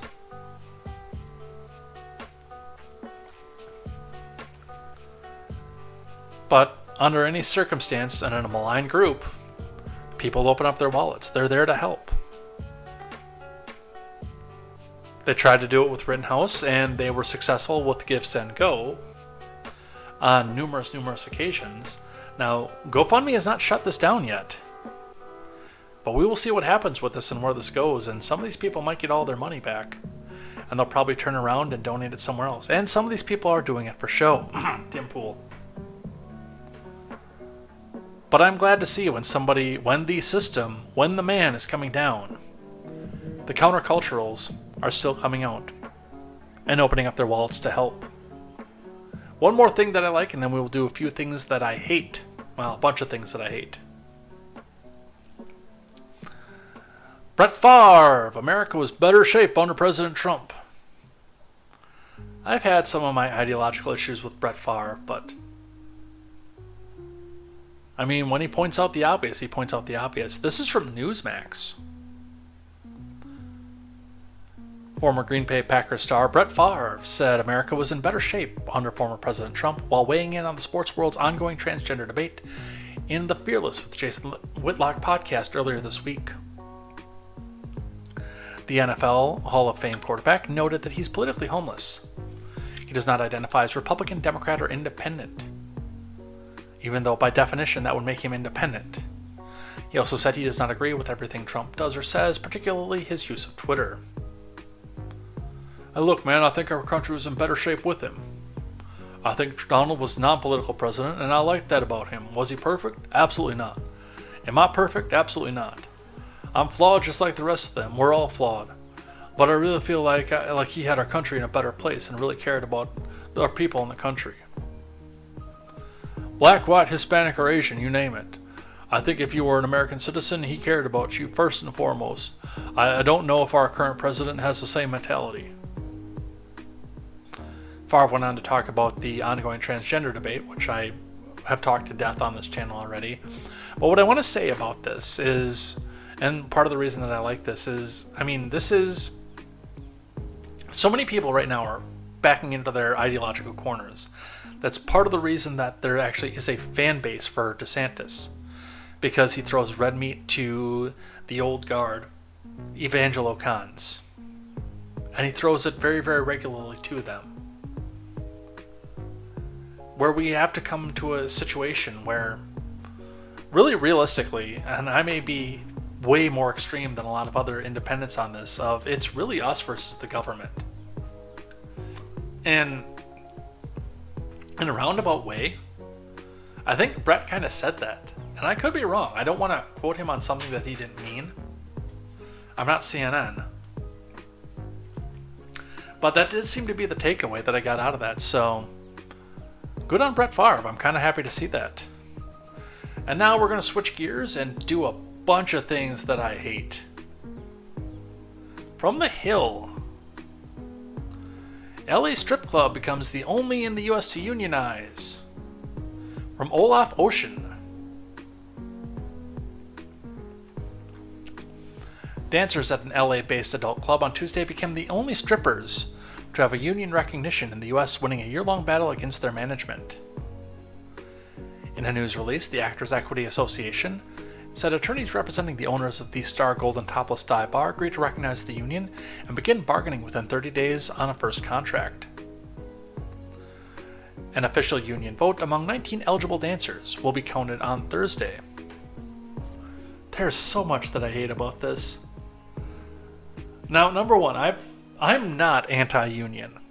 I'm anti-corporate union, and I would be curious to see what union, what AFL-CIO affiliated organization is doing this for them, because you know they got in on this.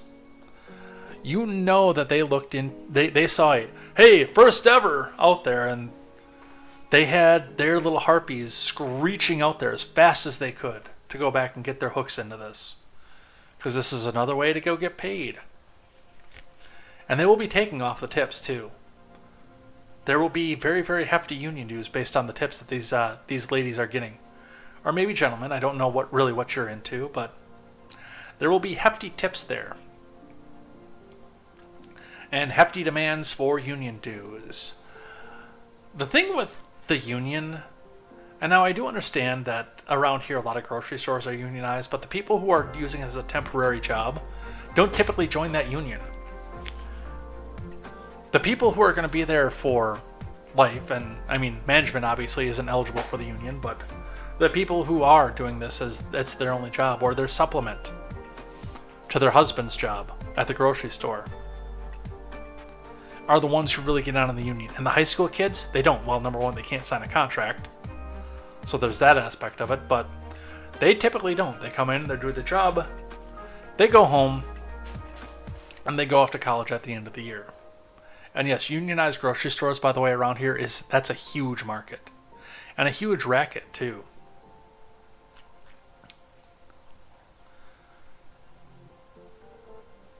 But I can't believe that people are looking so hard that they want to make a career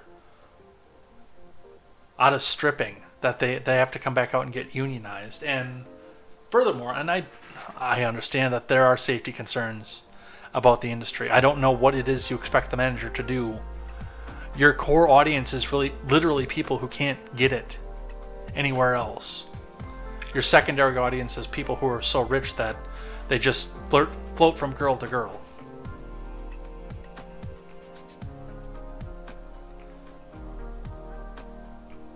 This shouldn't be a career move. Ben was talking about this on his show the other day. I was listening to Shapiro. I know. Say to me what you want. I know. But I was listening to Ben the other day, and just he was bringing up the great point. Some of our morals are going down the toilet, and our birth rate is suffering because of it, because of the easy access to porn and things like that. And what do you think something like this is going to do to that? Again, engage if you want. I'm not going to stop you. I will criticize you left and right, but I'm not going to stop you, and I'm not going to ask for laws to stop you. And, I mean, make a career out of this if that's what you feel necessary and the best. Don't expect me to come in and partake.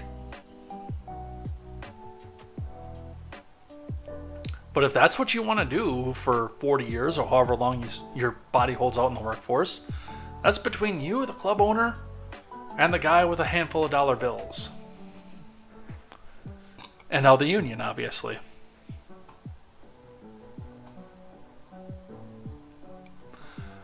Speaking on things that are tearing our country apart, Lauren Boebert files for divorce. That's right.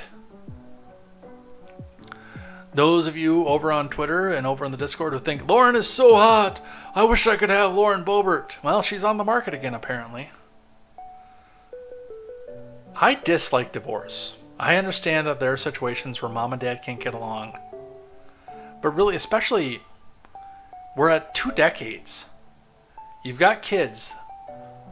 They're mostly grown up. What's the story? Now, I also want to point out, this is important, and I don't know the details yet. I haven't read this article yet. I didn't pre-read this one. But when Marjorie Taylor Greene went through this, I had pointed out the fact that it seemed more showy for her. More they were separating in show so that he could get a separate protective detail based on the fact that she was targeted so many times. And even me thinking Marjorie Taylor Greene is a plant, I still don't want her marriage to end. This may be a similar case of that, where it's easier for Mr. Boebert to go back out, because I'm sure that he's got a target painted on his back too. Let's read a little bit of this here, though, from Insider's Brett D. Griffiths. Lauren Boebert, the 2-term Republican who has garnered a national reputation as a far-right representative, has filed for divorce. She filed from her husband of 2 decades. The Colorado Sun first reported that Boebert filed for the separation from husband Jason late last month. In a written statement to the publication, the Congresswoman confirmed the news and cited irreconcilable differences as the reason for the dissolution of her marriage. It is with a heavy weight in my heart that I've filed for divorce from my husband. I'm grateful for our years of marriage together and for our beautiful children, all of whom deserve privacy and love as we work through this process. I've always been faithful in my marriage, and I believe strongly in marriage, which makes this announcement that much more difficult. And you know the leftoids are going to be looking at this and saying, the Evangelocons! The Evangelocons! Love to see their personal lives and their home lives as well when they make that criticism. According to an affidavit, when Jason Boebert was served with the petition, he became extremely angry. The process server said Boebert identified himself before his demeanor noticeably changed when informed of the news.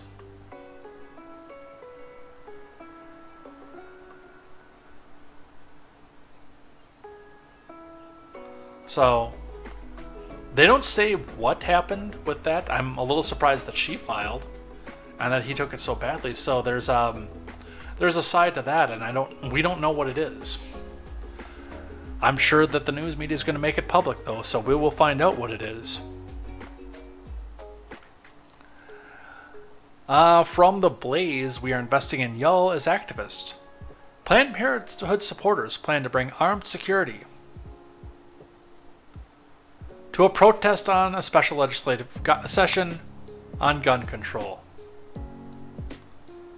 That's right, you don't need a gun for protection. We will provide a gun to protect you with. From Courtney Wheel. A Planned Parenthood affiliate in Tennessee intends to bring a cadre of armed security personnel when its members protest a special session regarding gun control at the State House in a few months. That report stems from exclusive recordings obtained by the Tennessee Star. According to the outlet, a mole infiltrated a meeting held by Tennessee Advocates Board for Planned Parenthood on Saturday and recorded much of what was said. The outlet will only reveal much of the content captured in those recordings over several days. The first bombshell from the recording suggests that TAPP members have contacted an armed security group to help ensure protest safety when they head to the State House in August to protest a special session. So is this going to be like private security warring against police? Because the vast majority of who the lawmakers bring out to try to protect themselves from this or try to push back on the protesters are going to be police. I don't think there's going to be an army of MAGA people out there coming down and hunting down them there protesters.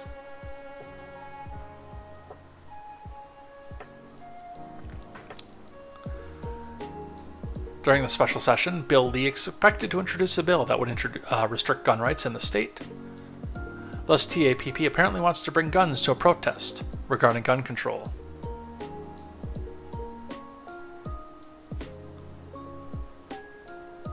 So, yeah, that's a thing.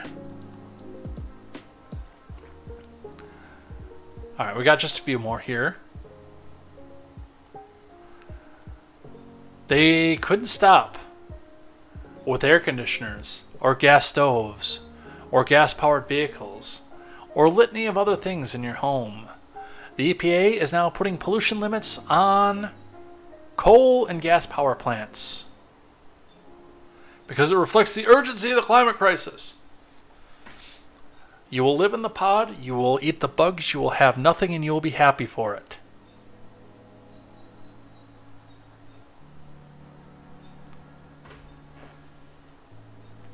Just briefly here from Matthew Daly. The Biden admin proposed new limits on Thursday on greenhouse gas emissions from coal and gas-fired power plants, its most ambitious effort yet to roll back planet-warming pollution from the nation's second-largest contributor to climate change. Iran? Oh, the nation's second-largest. A rule announced by the EPA could force power plants to capture smokestack emissions, using a technology that has long been promised but is not used widely in the US. Again, they will not stop until turning on a light is so expensive, you'll light a candle. And then they will restrict your candle because the little bit of smoke that comes off the wick might cause the global temperature to rise 1/100th of a degree Celsius. Another one from The Blaze. Dianne Feinstein signals no recollection of being absent for months in disquieting exchange with reporters. No, I've been here. Dude, this is elder abuse. And that is not shingles either.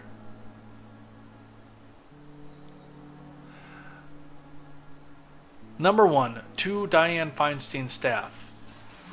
Let this woman retire. Please. I understand that she does not want to. We need to sit down and have this conversation. This is elder abuse. I understand who is waiting in the wings to take that woman's seat. But this is elder abuse. This is worse elder abuse than what they're putting the president through. Be that reliable Dem vote. And be there no matter what. Just let this woman retire. Let her go home. Somebody, please do something about this. Dianne Feinstein was wheeled back into the Senate last week without having fully recovered from what her handlers claim was a bad case of shingles. Although she appeared confused, weary, and sickly, Democrats were nevertheless happy to have her back to vote forward their agenda with a rubber stamp and absolutely no forethought. In a recent exchange between the 89-year-old senator and reporters detailed by liberal publications Slate and the LA Times, revealed that while the California Democrat may be counted present for the consequential votes in the body, she may not be fully present in mind. Well, neither is John Fetterman, so... Despite Feinstein's doctor-prescribed lighter schedule, the senator made time on Tuesday to briefly answer questions posed by Slate's Jim Newell and others. Please, just let this woman resign. Alright, couple more. I got a selection here from Ground News that I know that, well, I mean, you can look at the bias distribution here, and 73% of the sources on this lean left. But I know that, number one, I believe this is true. Number two, I don't believe that Vladimir actually intends to have a bunch of MAGA people move over there. But the fact that he's opening it up means that, that's right, all of the rest of our news media with a left-wing bias can say, Putin puppets! He's going out there to help the people that have advanced his agenda on the United States and give them asylum. Ground News reports. Russia to build village for conservative American and Canadian expats. Once again, I believe this is happening, and I don't believe Like, I don't believe Russia is sitting out there saying, I don't think Vlad is sitting up there saying, okay, we will build village here. We will have so many Americans coming away because so disillusioned with what is happening in America. This will be wonderful. We will have new people to vote for me. As if the people that are MAGA would actually vote for what Putin does in Russia. One of the things that Vladimir Putin does, and we do this to Russia all the time. We've done this to other European countries in various states of war. We do this to Iran. We did this in Afghanistan. We did this in Iraq when we were not allied with Iraq. Is do things on the underground to sow division and discord between the citizens and their government, or the citizens and each other in this particular situation. Vladimir Putin wants this headline out there, with 73% of the articles talking about it leaning left, so that the Twitter fights can ensue and we can fight each other saying, oh, you don't like my policies, you're just a Putin puppet, and Putin's got a village waiting for you.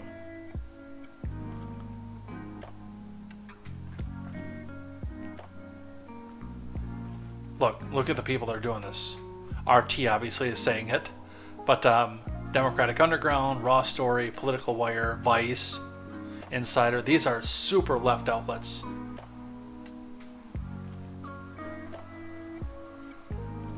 But the propaganda machine is real, and it never stopped. It never will stop either.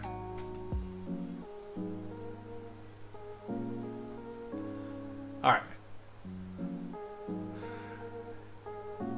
In a move that surprises absolutely zero people, in fact, the only thing I'm surprised by is that it took this long. Village People singer threatens to sue Trump to stop performances of YMCA, Macho Man, and other hits. Yeah, he does love the Village People, doesn't he? I mean, if you've ever been to a rally, you know. And, like, I've seen... I know when I went with Yu Zhangbang to the Trump rally in Milwaukee,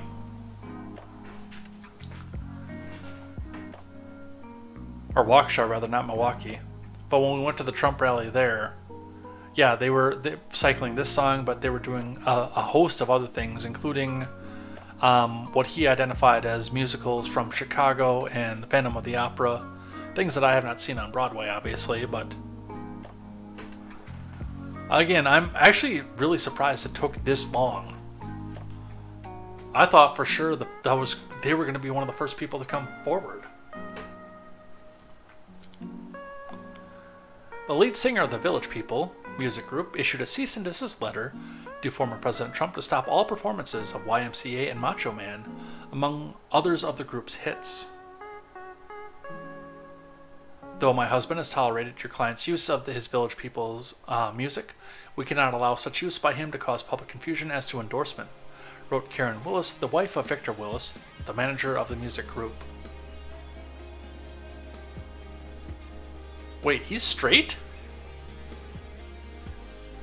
I suppose it's Hollywood. It's probably a show wedding.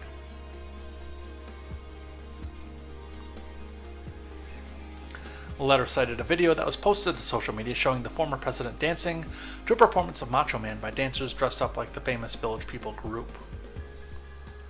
Which I don't think we can do with DMCA, and I'm actually not going to, given the fact that this is in the highlight. Therefore, it's requested that he cease and desist any such further unauthorized use of the Village People image and associated with the songs in his campaign or in his personal capacity, the letter continued. So, like, she went on so far as to say that he's not even allowed to use this. Like, he can't buy a Village People album and listen to it in Trump Tower.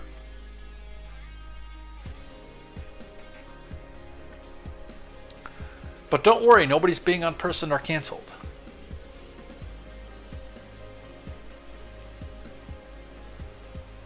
Alright, and the last one. Sorry, the last two. We got one more after this. Supreme Court lets Illinois keep ban on sale of some semi-automatic guns for now. From the Associated Press. And, well, let's just remind everybody that the Associated Press wants you to believe that the evil Trump-appointed Supreme Court is going to walk back on this once they find another reason to do so. The Supreme Court said on Wednesday that Illinois can, for now, keep in place a new law that bars the sale of certain semi-automatic guns and large-capacity magazines. The court denied an emergency request from people challenging the law, which bans so-called assault weapons. The law's opponents had asked the court to put the law on hold while a court challenge continues. The court did not comment, and no justice publicly dissented. The High Court's actions come at a time when gun violence has been heavily in the news, for a reason. Since the beginning of the year, 115 people have died in 22 mass killings. Citation needed, please. An average of 1 mass killing a week. Citation needed, please. According to the database maintained by the Associated Press and USA Today in partnership with Northeastern University. The database counts killings involving 4 more fatalities, not including the perpetrator, just recently. On May 6th, a man armed with an AR-style rifle and other arms fatally shot 8 people, including 3 children, at a Dallas area mall. The case before the court involves an Illinois state law enacted in January. The legislation bans the sale of a series of guns, including the AR-15 and AK-47. The law also bars the sale of magazines that have more than 15 rounds of ammunition for handguns and more than 10 for a long gun, which means my Smith & Wesson is out, by the way, because that carries 16.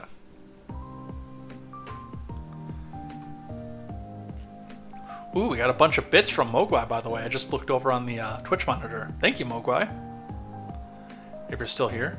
Because I don't see that, just to point out on that, I don't see that on the regular monitor that I have, and I don't usually have the Twitch monitor up for that. So thank you, Mogwai, for the 113 bits. I'm sorry if I missed you and you took off already. But if I see you in the chat tomorrow, I'll thank you again. Thank you. That was way back at the beginning of the show, too, so it must have been right about the time that I said thank you to Dual Helix over on Rumble.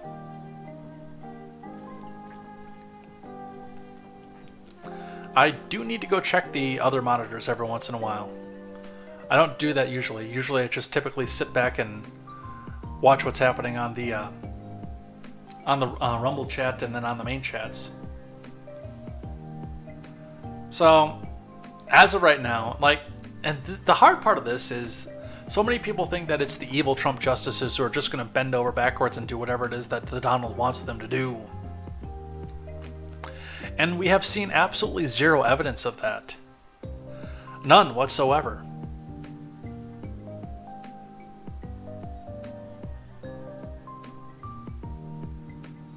I don't think this was the right decision. I do know that they're going to come back and revisit it to see what's happening with it, but I don't think this is the right decision. But we'll see what happens once the case gets to the court. And the last one. So you guys remember the controversy that we had probably about late February, early March, where Penguin Random House was censoring the content of certain Roald Dahl books because of the way that he spoke in those books because of the time. And also James Bond was another one that was on the chopping block. Well, this same company right now is suing Florida over supposed book bans from the Associated Press.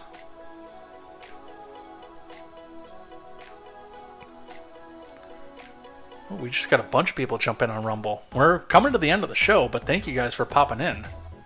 10 people watching over on Rumble. Thank you. This comes to NBC6 South Florida from the Associated Press.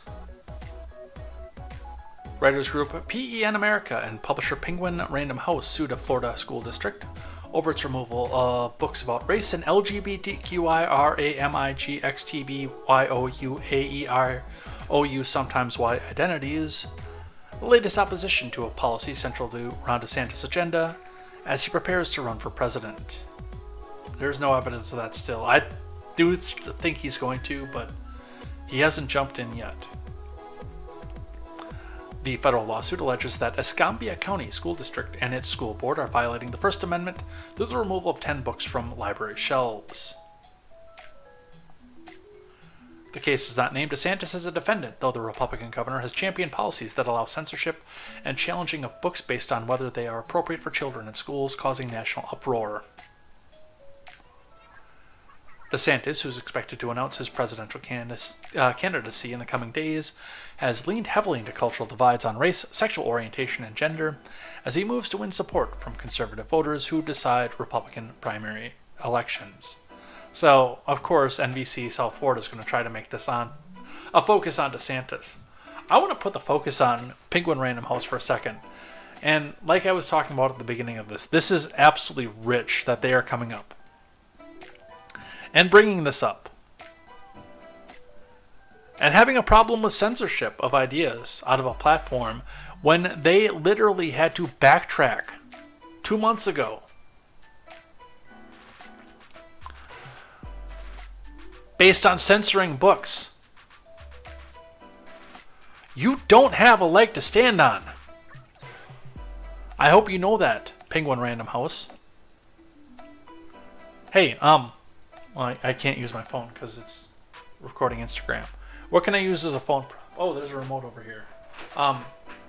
Okay, hey, hi. Hey, Leg Store, do you have something for Penguin Random House to stand on here? No, nothing? Nothing for them to stand on? Really? Okay. I guess they don't have a leg to stand on.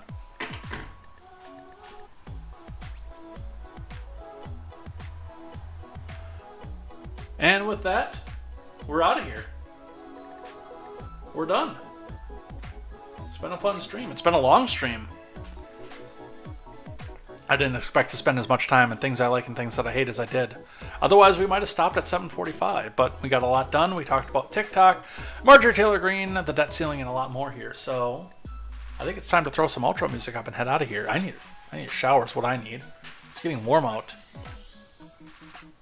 And I took some fish out of the freezer too. We're going to have that tonight. Broiled fish. Eat as much as you wish. That comes from an old dirty poem that my best friend's older brother told me when I was in like 3rd or 4th grade. I didn't understand it at the time.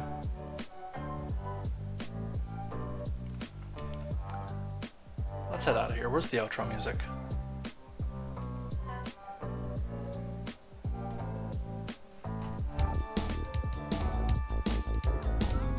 So, with that, we're done. It's been a long contemporary. We got a lot done, and we'll be back here tomorrow to do more because the news changes and it doesn't stop for anybody. So come back in here and join us here. If you like what you see, hit the subscribe button on whatever platform you're at. But come back here, join us here tomorrow for more news, more headlines, and more contemporary. Looking forward to seeing you guys here for more of that, and looking forward to playing along. So it'll be a fun time as well. We'll probably talk about the debt ceiling again. Maybe we'll talk more about Hakeem Jeffries. Maybe he will become the man. I have to dance around that too hard to say that on YouTube. So we're gonna skip that here for now.